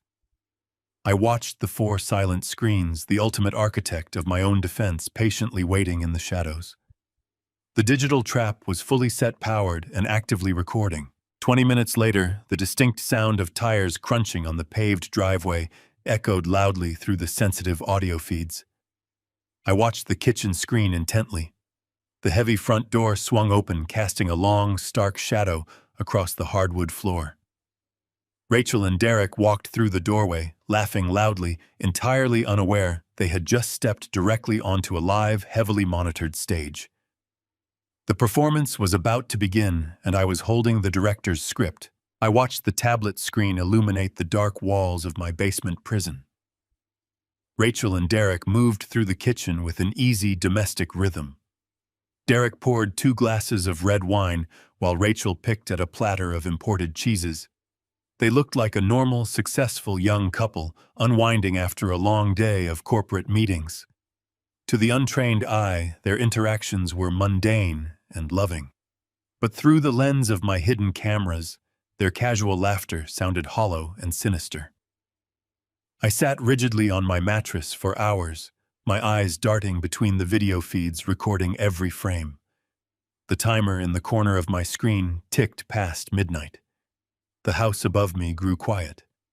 The kitchen feed went dark as Derek flicked off the lights. A moment later, the screen displaying the library burst into monochrome clarity. The infrared sensors detected movement in the room. Derek walked into my former sanctuary carrying a glass of amber liquid. He sat down heavily in the leather chair behind the desk, rubbing his temples with his hand. He did not look like a confident technology pioneer anymore. In the harsh light, he looked like an exhausted man carrying a massive burden. The silence in the basement was absolute save for the beating of my heart. I adjusted the volume controls on the tablet, ensuring I would capture every sound. A few minutes later, the heavy wooden doors of the library swung open again. Rachel walked into the room wrapped in a thick cashmere robe. She closed the doors behind her and locked the brass latch with a distinct click that echoed through my earphones. The atmosphere on the screen shifted instantly. The domestic warmth they had displayed completely evaporated, replaced by a cold, calculating tension. I leaned closer to the glowing tablet, pressing the earbuds deeper into my ears to catch every syllable. My heart hammered violently against my ribs with a heavy, painful rhythm. "Did you speak with the brokers today?" Rachel asked, her voice dropping into an anxious whisper as she paced back and forth across the Persian rug. Derek took a slow sip from his glass and nodded, leaning forward to rest his elbows on the smooth glass surface of the desk. "I spent the afternoon finalizing the wire transfer protocols," Derek replied smoothly, his tone laced with a dark, triumphant energy. "The bank underwriters cleared the final property appraisal this morning. The financial paperwork is locked in. Once the $1.5 million line of credit clears our joint account on the 26th of this month, the nightmare is over. We will transfer the funds immediately. The private lenders will be paid off by noon. Those violent animals will stop calling my private numbers. My debts will be wiped clean." I watched my daughter stop pacing. She stood in front of the desk, crossing her arms tightly over her chest. I waited in the cold darkness for a natural human reaction. I waited for her to acknowledge the magnitude of the financial crime they were committing against her flesh and blood. I prayed to hear a single shred of moral hesitation in her voice. "And what are we going to do about the secondary problem?" Rachel asked flatly, her voice devoid of any human emotion. "We cannot celebrate our financial freedom if he is still wandering around the house calling his bank or trying to contact his lawyer. We need to stick to the established timeline." The sterile detachment in her voice shattered my heart into a million pieces. She was talking about her father as if I were a broken appliance that needed to be discarded, a logistical nuisance standing in the way of her comfort. She did not even refer to me by name. I was simply the secondary problem. Derek smiled a chilling, predatory expression that distorted his handsome features on the screen. He leaned back in his chair, swirling the amber liquid in his glass. "The secondary problem is already handled," Derek assured her, his voice brimming with a sickening arrogance. "The medical facility in upstate New York sent over the final admission manifest this afternoon. The locked ward has a private, isolated suite prepared for him. We shove your dad into the transport van on the morning of the 27th. The medical couriers will handle the extraction from the house. We will not have to lift a single finger." Derek paused, taking another deliberate sip of his drink before delivering the final blow. "Once the transport van leaves the driveway, we drive straight to the international airport. We are flying first class to Hawaii for New Year's Eve. We will be drinking expensive champagne on the beach while he gets permanently settled into his new medicated home." I stared at the screen, my vision blurring, with a toxic mixture of profound grief and boiling rage. I felt physical pain radiating through my chest, a deep ache that threatened to suffocate me in the dark basement. My daughter was conspiring to lock me in a chemical prison so she could take a tropical vacation funded entirely by my stolen savings. I held my ragged breath, desperately waiting for Rachel to finally speak. This was the absolute point of no return. A tiny, foolish part of my shattered soul still desperately hoped she would break down, that she would realize the monstrous nature of their plan and refuse to go through with it. I wanted her to cry. I wanted her to defend me. Rachel did not cry. She did not defend her father. She did not show a single ounce of remorse, empathy, or hesitation. She simply uncrossed her arms, stepped closer to the glass desk, and looked down at her husband with an expression of pure, calculating pragmatism. "Are you absolutely sure the specialized doctors will sign off on his severe dementia?" Rachel asked coldly, her tone sharp and precise. "If the intake physicians at the facility question his lucidity during the initial psychiatric evaluation, they might reject the involuntary admission. The legal proxy is useless if the medical staff determines he is fully competent and aware of his surroundings. We cannot afford any loose ends or legal complications." Derek chuckled softly, a dark vibrating sound that echoed loudly through my earphones. He reached down into the lower drawer of his desk and pulled out a thick, unmarked manila folder. He tossed it onto the glass surface. The heavy folder landed with a dull, definitive thud. "You worry far too much, my love," Derek said confidently, tapping his index finger against the top of the manila cover. "I spent $10,000 of the advance money to hire a private, highly unethical neurologist who specializes in discrete medical certifications. He never even had to meet your father in person to diagnose him. I provided the doctor with a fully fabricated list of terrifying symptoms and aggressive behavioral anomalies.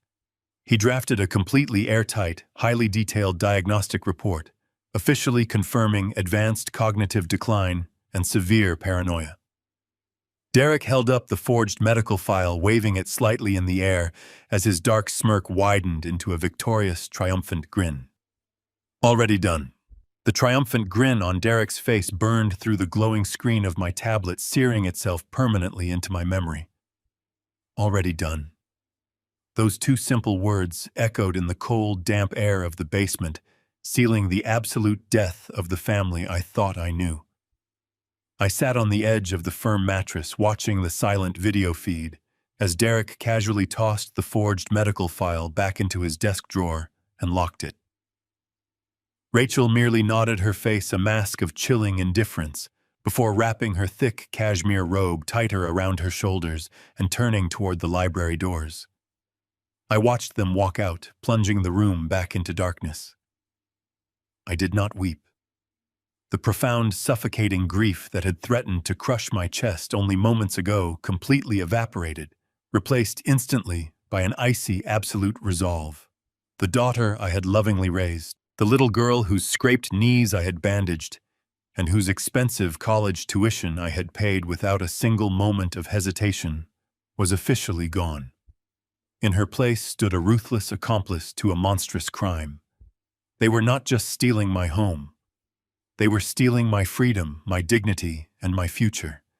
I pressed the power button on the iPad, plunging my small sanctuary into total darkness. The time for mourning was definitively over. The time for absolute destruction had arrived. When I finally opened my eyes again, pale gray light was filtering through the single narrow window near the ceiling of my basement suite. It was the early morning of Christmas Eve. Outside, a thick layer of pristine white snow blanketed the sweeping lawns of my estate, creating a picturesque winter wonderland that sharply contrasted with the ugly, rotting reality festering inside the walls of the house. For decades, Christmas Eve had been a sacred, joyous tradition in our home. Diane would spend days baking cinnamon pastries, and the house would be filled with the warm, rich scents of pine needles and roasting meats. We would sit by the crackling fireplace, listening to classic carols, cherishing the simple warmth of our family.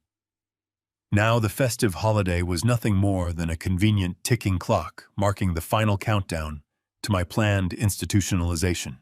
Tomorrow was the 26th of December. Tomorrow was the day the $1.5 million line of credit was scheduled to clear. Tomorrow was the day they intended to pay off the violent loan sharks. And the day after tomorrow, the 27th, was the day the medical transport van was supposed to arrive to haul me away to a locked dementia ward. I threw off the thin blankets and stood up, ignoring the biting cold of the concrete floor.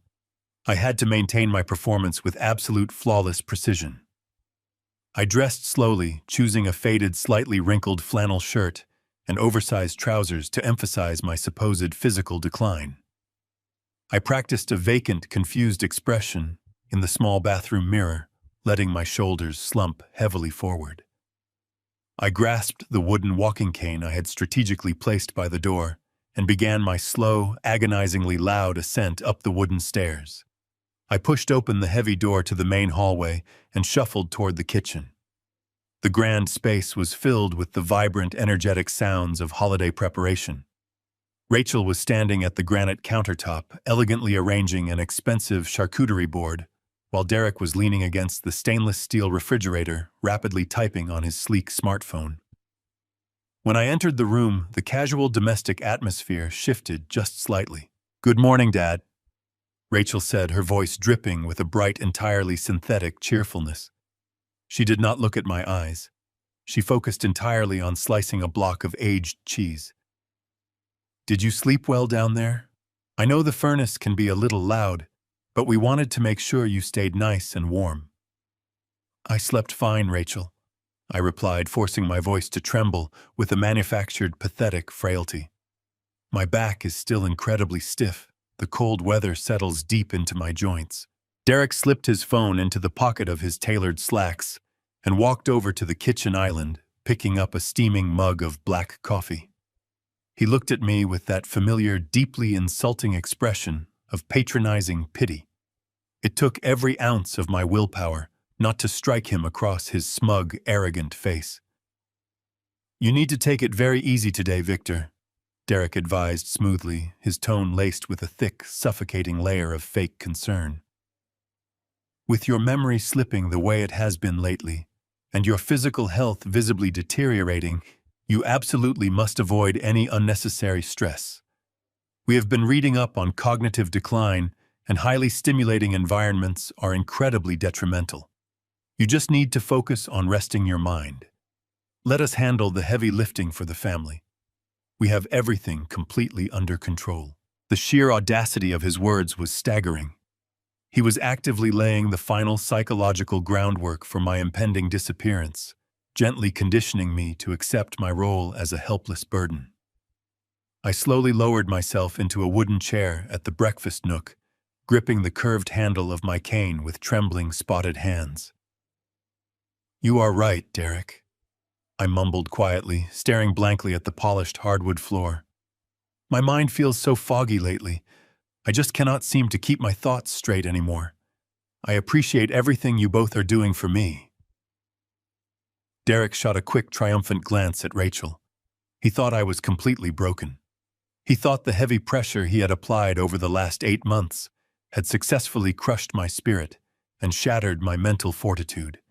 He had absolutely no idea that I was simply waiting for the perfect moment to detonate the foundation beneath his feet. After eating a small bowl of plain oatmeal in suffocating silence, I excused myself, claiming that the bright lights of the kitchen were giving me a terrible headache. I shuffled slowly back down the hallway, leaning heavily on my cane, and descended into the dark isolation of the basement. The moment the heavy door clicked shut behind me, the frail, confused old man vanished entirely. I stood up perfectly straight, tossed the wooden cane onto the bed, and pulled the encrypted burner phone from the inner pocket of my coat. I sat at the small desk in the corner of the room and composed a highly secure, encrypted text message to Harrison Cole. We had meticulously planned this exact sequence of events for weeks. The legal trap was heavily primed, and the steel jaws were ready to snap shut.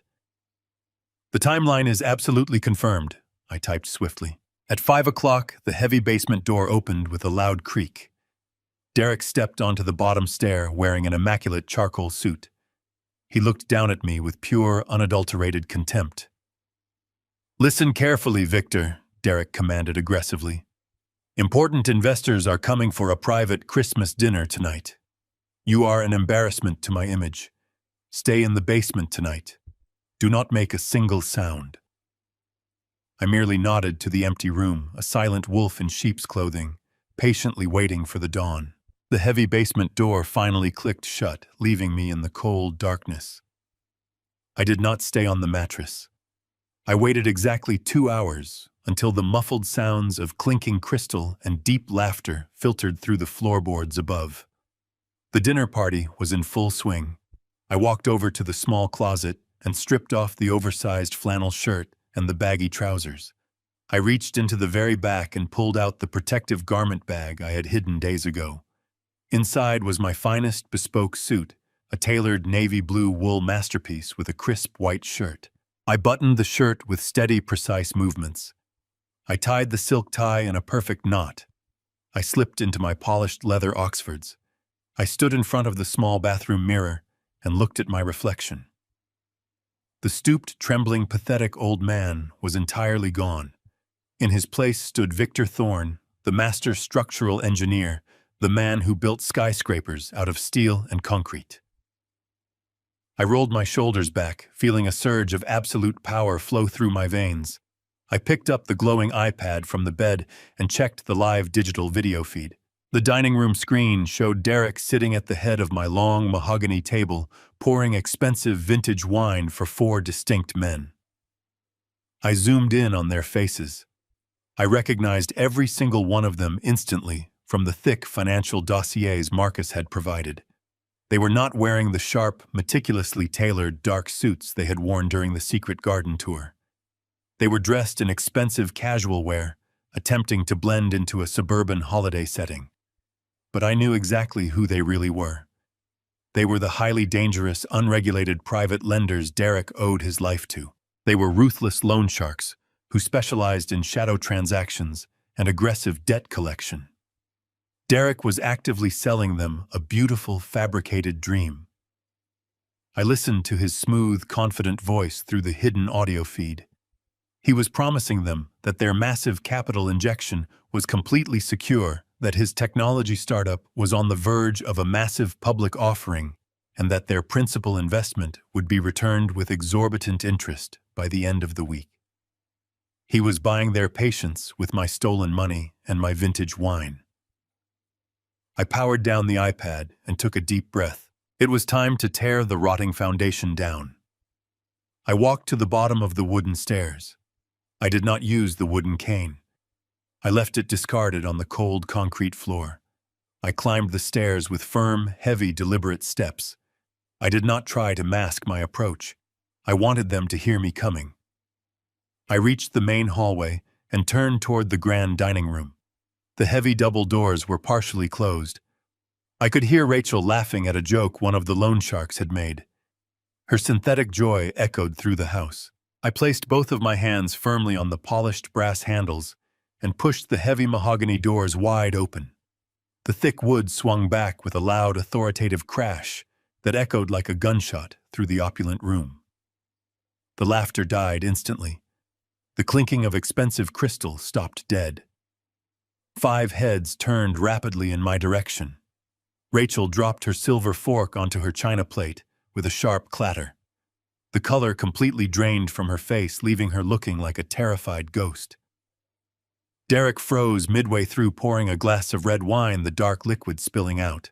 The wine splashed onto the pristine white tablecloth, spreading like a fresh bloodstain. Derek stared at me in absolute paralyzing shock. He was looking at a man who was supposed to be a frail, broken shell, hiding in the dark basement. He was looking at a man standing tall, impeccably dressed, and radiating a cold, lethal authority. The thick veins in Derek's neck bulged as his shock violently transformed into pure, unadulterated panic. He slammed the wine bottle down onto the table and pushed his chair back with a harsh scraping sound that violently pierced the tense silence. "Victor!" Derek shouted, his voice cracking with desperate manufactured outrage as he scrambled to maintain his fragile illusion in front of his dangerous creditors. "What are you doing up here? I told you specifically to stay downstairs. You are highly confused again. You are having another severe episode. We have important business guests." He turned quickly to the four men, flashing a strained, sweaty smile. "I apologize, gentlemen. My father-in-law suffers from advanced dementia. He frequently wanders out of his room in a state of severe delusion. I will have him safely escorted back to his bed." Derek rushed aggressively toward me, reaching out his hands to physically grab my shoulders and force me out of the room. I did not flinch. I did not step back. I stood my ground like a massive pillar of solid steel. When he closed the distance, I raised my right hand and pointed a single steady finger directly at his chest. "If you lay a single hand on me in my own home, Derek, I will ensure you spend the rest of your pathetic life locked inside a federal prison cell." I stated, my voice echoing with absolute cold command. Derek froze entirely. His hands hovered awkwardly in the air. The commanding tone of my voice, completely devoid of any frailty or confusion, shattered his entire narrative. I ignored his pathetic, trembling form and looked directly at the four men sitting at my table. "Good evening, gentlemen," I said, clearly addressing the loan sharks with polite, chilling precision. "I apologize for the interruption, but you are being lied to by a desperate, drowning man. My son-in-law is not a technology entrepreneur. He does not own a startup company. He does not have a single legitimate client. He has gambled away hundreds of thousands of dollars on unregulated offshore cryptocurrency exchanges. I know exactly who you are, and I know exactly why you are sitting at my table. He currently owes you in excess of $400,000 in high-interest private debt. He promised you a massive return on your investment by the 26th of this month." The four men remained completely silent, but their casual postures instantly evaporated. They sat up straight, their eyes turning into dark, predatory slits, as they shifted their collective, terrifying gaze directly onto Derek's sweating, panicking face. Rachel let out a muffled sob, burying her face in her hands. Derek was hyperventilating, his chest heaving, as his entire fraudulent empire collapsed around him in real time. "You are completely insane!" Derek screamed frantically, spinning around to face the silent men. "He is delusional. He does not know what he is talking about. I will call an ambulance right now." Derek lunged toward the heavy front door in the foyer to grab his coat. I stepped aside, reaching out to grasp the brass doorknob. Derek sneered, thinking the broken old man was retreating into the cold night. But I turned the heavy lock and pulled the door wide open. The freezing wind rushed through the doorway, carrying flakes of snow into the foyer. Standing framed in the threshold was Harrison Cole, flanked by two armed police officers. Flashing red and blue lights painted the lawn in chaotic colors. Harrison stepped across the threshold, his overcoat catching the swirling snow. He looked like an executioner arriving to drop the final blade. The officers stepped in behind him, scanning the dining room. The presence of law enforcement hit the dining room like a physical shockwave. The atmosphere shattered into absolute chaos. Sitting at the far end of the table, obscured by the centerpiece, were Derek's parents. They had evidently been invited to help maintain the sickening illusion of a thriving family for the private lenders.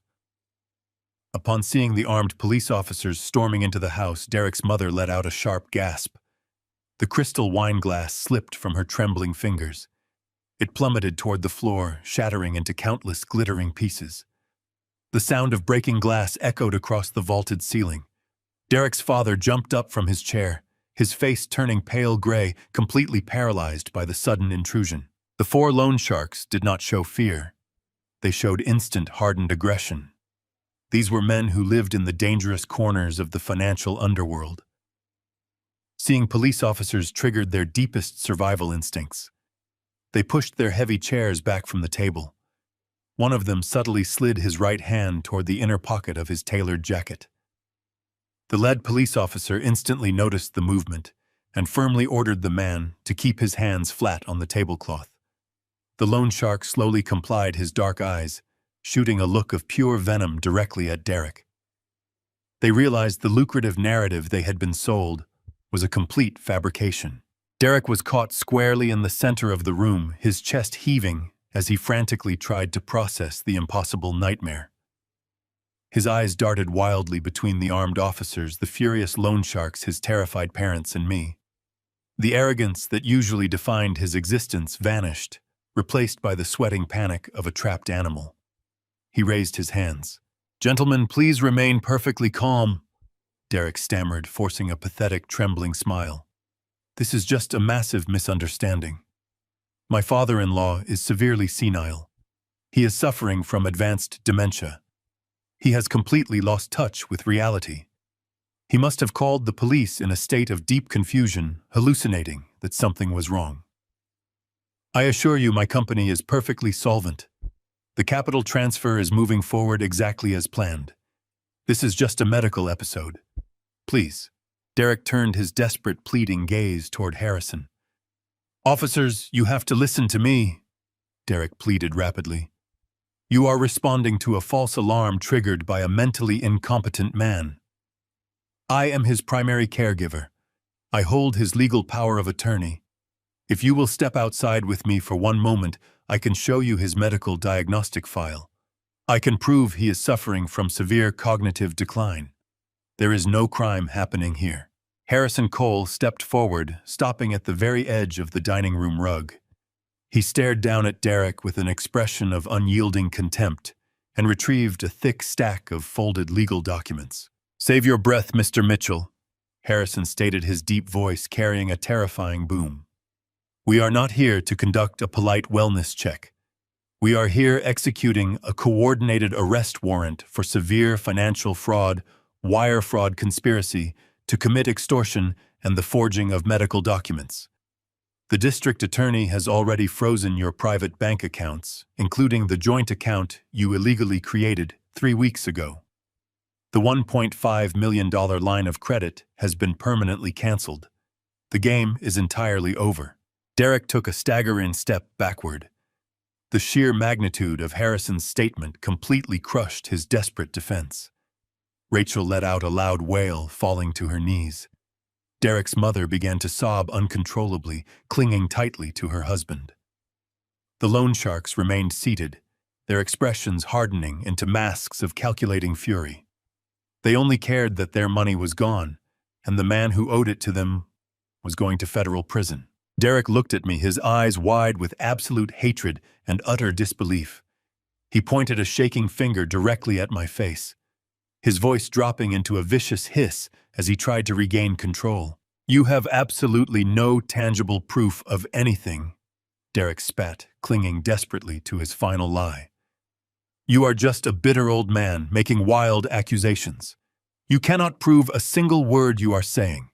It is your word against mine, and the medical community knows your brain is rotting away. You cannot prove anything." I did not raise my voice. I remained standing tall near the open doorway, completely immune to his desperate thrashing. I reached into the pocket of my trousers and calmly pulled out my digital iPad. The screen was actively displaying the complex control panel for the hidden micro-cameras and integrated audio feeds I had meticulously installed. I looked directly into Derek's panicked eyes. I saw the exact moment the devastating realization hit him. He suddenly remembered the absolute solitude of his private library. He remembered the highly incriminating conversation he had conducted behind locked doors. He realized that the frail old man had never actually existed. I raised the iPad slightly, my thumb hovering over the audio playback controls. The house was equipped with a high-fidelity Bluetooth sound system. I had personally wired the speakers into the ceiling of every single room on the main floor years ago. "I do not need to prove a single thing, Derek," I said quietly, my voice ringing with absolute chilling finality. "You are going to prove it for me." I tapped the glowing screen. Instantly, the crystal-clear audio of Derek's own arrogant voice blared through the hidden speakers in the living room, the foyer, and the grand dining room. "The secondary problem is already handled." Derek's recorded voice echoed loudly through the house. "The medical facility in upstate New York sent over the final admission manifest this afternoon. The locked ward has a private, isolated suite prepared for him. We shove your dad into the transport van on the morning of the 27th. Once the transport van leaves the driveway, we drive straight to the international airport. We are flying first class to Hawaii for New Year's Eve. The recorded voice of my daughter, cold and calculating, followed immediately. Are you absolutely sure the specialized doctors will sign off on his severe dementia? You worry far too much, my love, Derek's recorded voice replied, brimming with a sickening, triumphant arrogance. I spent $10,000 of the advance money to hire a private, highly unethical neurologist. He drafted a completely airtight, highly detailed diagnostic report, officially confirming advanced cognitive decline and severe paranoia. Already done. The audio continued to loop seamlessly through the massive house. I stood perfectly still, watching the color completely drain from Derek's face as the inescapable reality of his own damning words surrounded him. The trap had sprung. The absolute finality of my recorded voice echoed off the vaulted ceiling of the dining room. The four private lenders did not need to hear another word. They possessed a predatory instinct for a failing investment, and they realized instantly that the lucrative narrative they had been confidently sold was nothing more than a desperate, rapidly evaporating illusion. The lead loan shark slowly stood up from the mahogany table. He did not look at the armed police officers standing squarely in the foyer. He locked his dark, furious gaze entirely on Derek. The sheer, unspoken violence radiating from the man was palpable. He knew his $400,000 was gone, and he clearly intended to extract that missing capital directly from Derek. Derek was trapped in a suffocating cage of his own creation. He backed away from the table, his shoes slipping slightly on the hardwood floor. The arrogant, untouchable tech entrepreneur was entirely gone, replaced by a trembling coward who finally realized he was completely surrounded by predators far more dangerous than himself. He threw his hands up, his eyes darting wildly between the loan sharks, the police officers, and my unyielding posture. "Listen to me, gentlemen. Please, just listen to me," Derek screamed, his voice cracking with a pathetic desperation. He gestured frantically toward the grand architecture. "The money is completely guaranteed. I swear to you, the money is secure. This house is fully appraised at $2.5 million. It is rock-solid collateral. The home equity line of credit is already underwritten and approved. It clears tomorrow morning. The full $1.5 million hits the account tomorrow. You will all be paid in full with the promised interest. Do not listen to this crazy old man or this fake recording. I have the legal binding power of attorney. I am in total control of the assets." He turned toward Harrison Cole, pointing a shaking finger. "You cannot stop a legally binding financial transfer." Derek sneered, trying desperately to summon false bravado. "I submitted all the required notarized paperwork. The bank has already processed the property lien. I am the designated legal proxy for this estate. You are trespassing, and you are actively interfering with a federally regulated financial transaction." Harrison Cole did not blink. The corporate litigator stepped forward into the bright light of the dining room chandelier. He moved with the slow, terrifying confidence of an apex predator closing in for the definitive kill. He carried a massive, thick, legal binder clad in dark blue leather. He did not say a single word as he approached the mahogany table. He simply lifted the heavy binder and dropped it squarely onto the polished wood surface. The massive thud echoed like a gavel striking a judge's bench, instantly silencing Derek's frantic, pathetic rambling. Harrison unbuttoned his expensive overcoat and looked directly at Derek with an expression of pure, unadulterated legal contempt. He placed his hands flat on the cover of the blue binder. "You are a remarkably stupid man, Mr. Mitchell." Harrison stated, his voice a low, rumbling baritone that commanded absolute authority in the tense room. "You believed you could simply forge a single document and effortlessly steal a lifetime of hard-earned wealth. You assumed you were playing a simple game of checkers against a vulnerable opponent. But my client has been playing high-stakes chess for 40 years, and he saw you coming a mile away. You are currently screaming about utilizing this property as collateral for a commercial loan. There is just one massive, insurmountable problem with your brilliant financial strategy. You cannot borrow against an asset you do not own." Derek stared at Harrison, his face twisting in genuine, profound confusion. His chest heaved as his mind desperately tried to process the impossible statement. "What are you talking about?" Derek stammered weakly, his eyes darting to Rachel, who was still weeping uncontrollably on the floor. "Victor has owned this estate for 30 years. The deed is entirely in his name. I ran the county property records myself." I stepped forward, moving away from the foyer and standing directly beside Harrison. I looked at the man who had actively planned to lock me away in a chemical prison, feeling a deep, profound satisfaction welling up in my chest. The time for hiding in the shadows was permanently over. "You ran the county property records 8 months ago, Derek, when you first moved into my home and began plotting your pathetic little takeover," I said quietly, my voice perfectly steady and clear. "You assumed the structural foundation of my life would remain entirely static while you went about drilling holes into the support beams. But a master engineer never leaves his most valuable assets unprotected." I reached over and opened the heavy cover of the blue legal binder. I flipped past the index tabs and pointed to the primary notarized document sitting right on top. The moment I noticed the very first discrepancy in my bank statements, the very moment my antique vanity was mysteriously destroyed, I knew I was dealing with a parasite. I continued my gaze, boring directly into his terrified eyes. "I did not just sit in the basement and wait for you to ruin me. 4 weeks ago, I quietly executed a complete legal restructuring of my entire financial portfolio. I removed my name from everything. I transferred this $2.5 million estate, my investment accounts, and all of my liquid assets directly into a highly secure, impenetrable, irrevocable trust." Derek's jaw fell completely open. The remaining color drained from his face, leaving his skin a sickly, pallid gray. He understood the legal terminology perfectly. He realized exactly what I had done. "I do not own this house, Derek," I stated, delivering the final fatal blow to his shattered reality. "The trust owns this house. I am merely a beneficiary living on the premises. An irrevocable trust cannot be altered, modified, or leveraged by a standard power of attorney. The document you spent weeks painstakingly forging, the document you utilized to illegally secure a $1.5 million line of credit from a federally insured bank, is entirely fraudulent and completely void." The absolute silence in the dining room was deafening.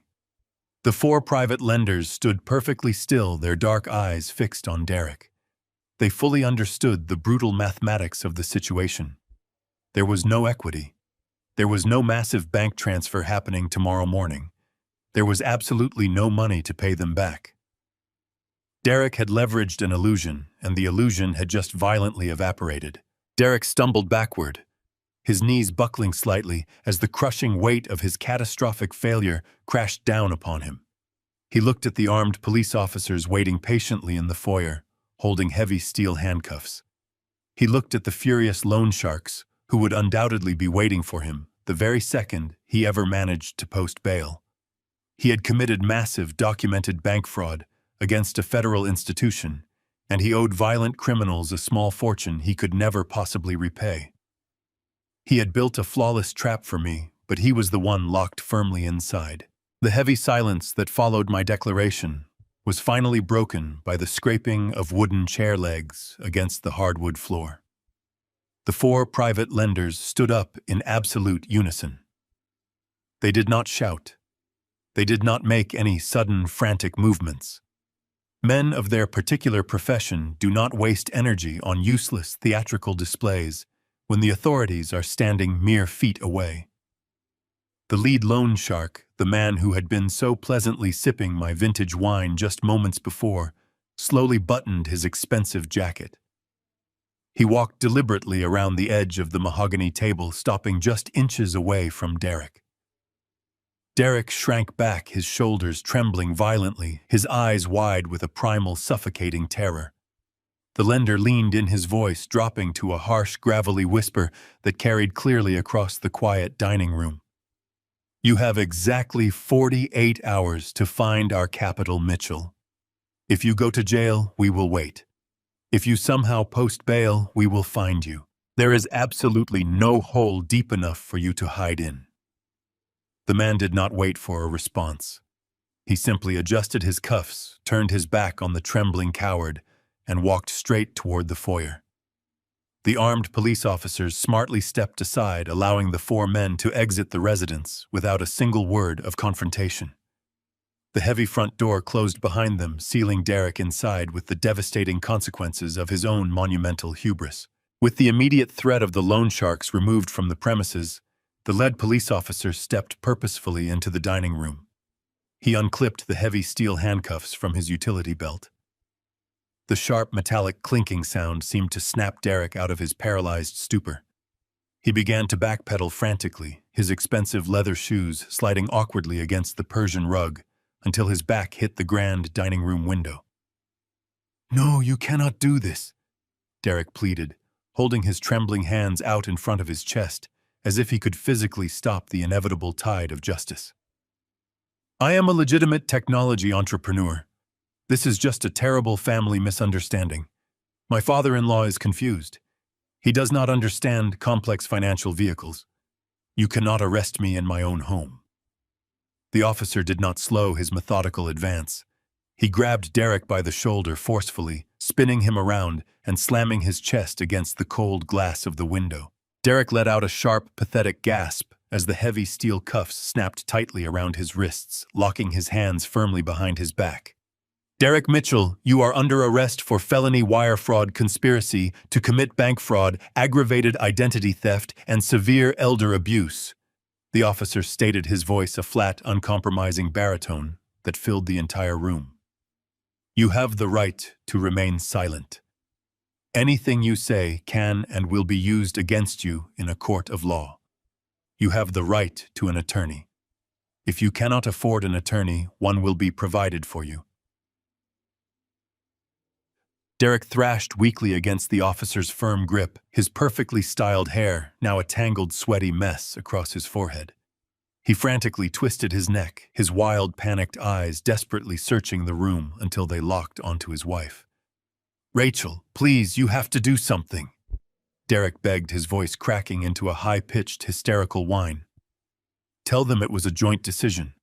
Tell them we were just trying to protect the estate. Call our best lawyers. Call someone. You cannot just let them take me away like this. We are supposed to go to Hawaii. We had a beautiful plan." Rachel remained rooted to the spot, entirely paralyzed by the sheer catastrophic magnitude of the collapse. Her face was buried in her hands, her shoulders shaking with silent, ragged sobs. She did not look up. She did not offer a single word of defense or comfort to the man she had conspired with to lock her own father away in a psychiatric ward. The absolute cowardice of their partnership was on full display. Derek then turned his desperate gaze toward the far end of the dining room table. His parents were still standing there, huddled closely together, shocked by the brutal destruction of their golden child. His mother was weeping openly, clutching a ruined linen napkin to her chest, while his father stared at the floor, his face pale and slack with profound, undeniable shame. They had eagerly come to this house to celebrate their son's manufactured success, and instead they were watching him be hauled away as a common, despicable thief. "Mom! Dad, please help me!" Derek cried out, tears of pure terror finally spilling down his cheeks. "Do not let them do this." His father slowly raised his head, looking at his son with an expression of deep, crushing disappointment. He did not step forward. He did not argue with the police officers. He simply wrapped his arm around his weeping wife and gently guided her toward the kitchen, completely turning his back on the criminal he had raised. The ultimate rejection hung heavily in the chilling air. The lead officer yanked Derek away from the window, guiding him toward the front door. Derek continued to blabber incoherently, begging, threatening, and crying all at once, his voice echoing pathetically down the long hallway. Harrison Cole stood quietly by the mahogany table, watching the spectacle with a cold, satisfied expression. I walked slowly to the front window, pulling the heavy velvet curtain aside just enough to watch the final act of this miserable play. The red and blue lights of the police cruisers strobed intensely against the fresh white snow, casting long, eerie shadows across the manicured winter lawn. I watched as the officers shoved Derek into the cramped back seat of the squad car. He looked incredibly small, a shattered, defeated man, completely stripped of his arrogant armor. The heavy door slammed shut, sealing his fate forever. The powerful engines roared to life and the cruisers slowly pulled away from the curb, their bright lights fading into the dark, freezing night until they completely disappeared from view. The grand house fell into a profound, suffocating silence. The immediate threat was permanently neutralized, but the deepest, most agonizing betrayal still lingered in the room. I turned away from the cold glass and looked down. Rachel had crawled across the hardwood floor. She was a mess of expensive cashmere and ruined makeup. She threw herself violently forward, wrapping her trembling arms tightly around my legs, burying her tear-stained face against my knees. She began to weep loudly, a desperate, hysterical sound that filled the empty dining room. "Daddy, I'm so sorry," Rachel sobbed uncontrollably, her tears soaking directly through the fabric of my trousers. He manipulated me so completely. Derek manipulated my mind. He convinced me that your memory was actually failing.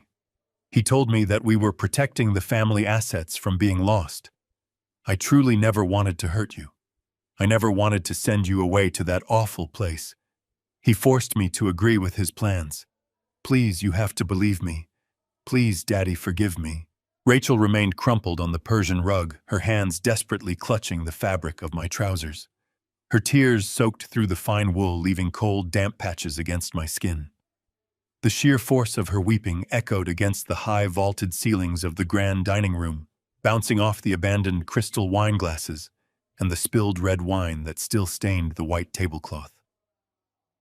I looked down at the top of her head, observing the trembling shoulders of the woman I had raised, protected and loved unconditionally for over 3 decades.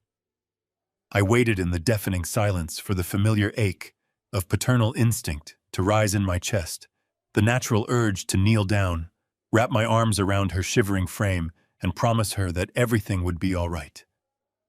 But there was absolutely nothing. The deep well of my forgiveness had run completely dry, scorched away by the horrific magnitude of her deceit. I looked down at my only daughter, and there was no warmth left in my eyes. I did not feel a single ounce of pity. I only felt a profound, hollow, and absolute clarity. I slowly reached down my hands, moving with deliberate, unyielding purpose, and firmly peeled her fingers away from my legs. I took a slow, measured step backward, deliberately breaking the physical contact.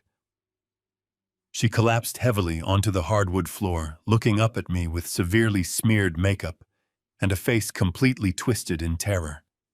She was still desperately waiting for her daddy to save her from the devastating consequences of her own horrific actions. "Derek manipulated your mind." I repeated her words slowly, my voice completely flat and entirely devoid of any comforting or sympathetic inflection. "You claim you were just a helpless, innocent victim caught tightly in his psychological web. You say you never actually wanted to hurt me, that you were somehow forced to agree with his monstrous plans." I reached slowly into the inner breast pocket of my tailored suit jacket. My fingers brushed against the crisp, sharply folded piece of paper I had carried with me for 3 agonizing days. I pulled it out and meticulously unfolded it under the bright, unforgiving glare of the crystal chandelier overhead. "Derek was the primary architect of the financial fraud," I stated calmly. "Derek forged the medical diagnostics. Derek brought the violent loan sharks into my home. But Derek did not do this." I dropped the small yellowed slip of paper onto the floor, letting it flutter down until it rested directly in front of her trembling knees.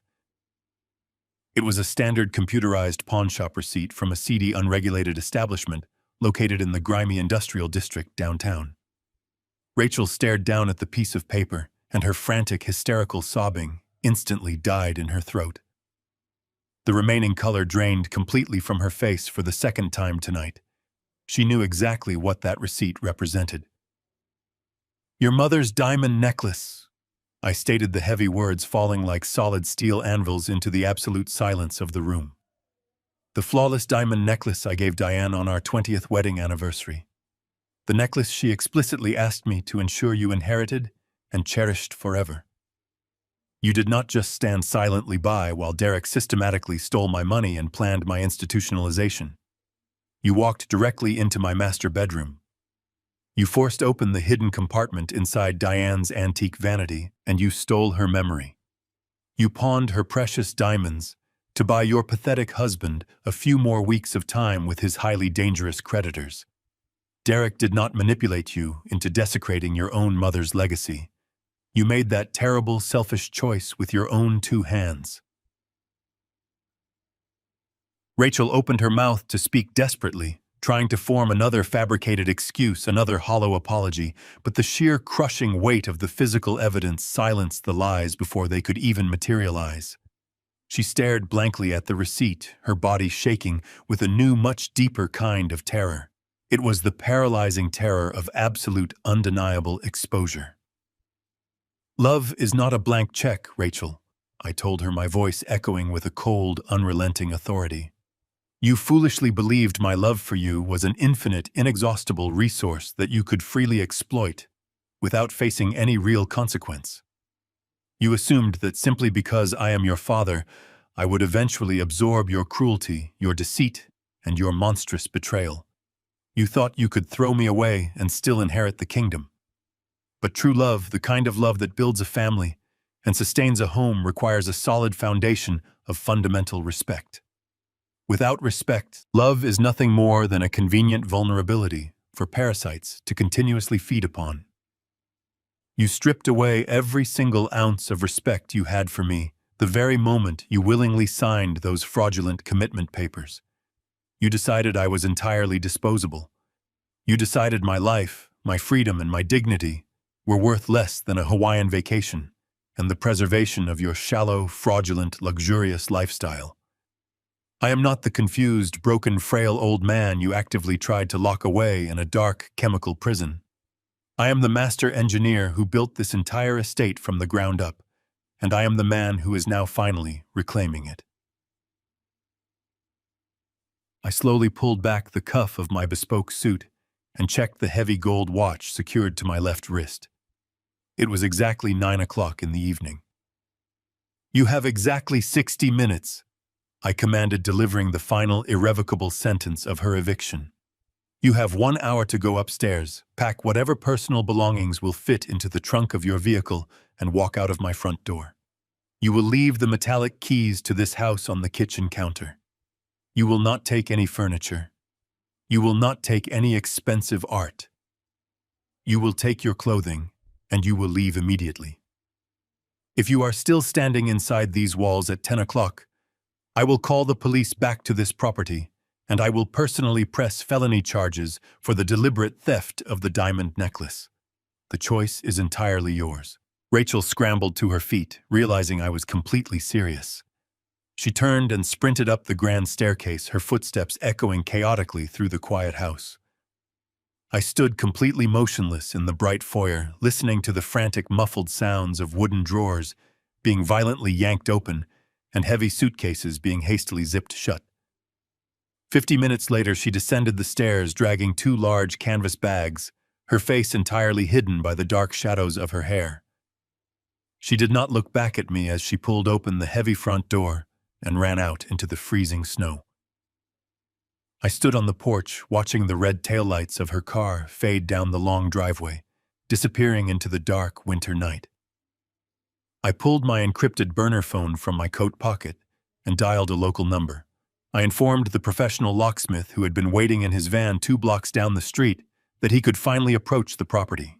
It was time to change every single lock on the doors. The locksmith arrived within 20 minutes. I stood in the grand foyer and watched as he methodically removed the heavy brass cylinders from the front double doors, the side entrances, and the rear patio gates. The physical act of replacing the tumblers felt incredibly symbolic. With every click of his tools and every turn of his screwdriver, I was permanently sealing the structural breaches in my life. I paid the man in cash, thanked him for his prompt service on Christmas Eve, and locked the new deadbolt with a satisfying heavy thud. I listened to his van drive away, the engine hum fading until the only sound left was the whistling wind. For the first time in 8 agonizing months, I was entirely alone inside my own home.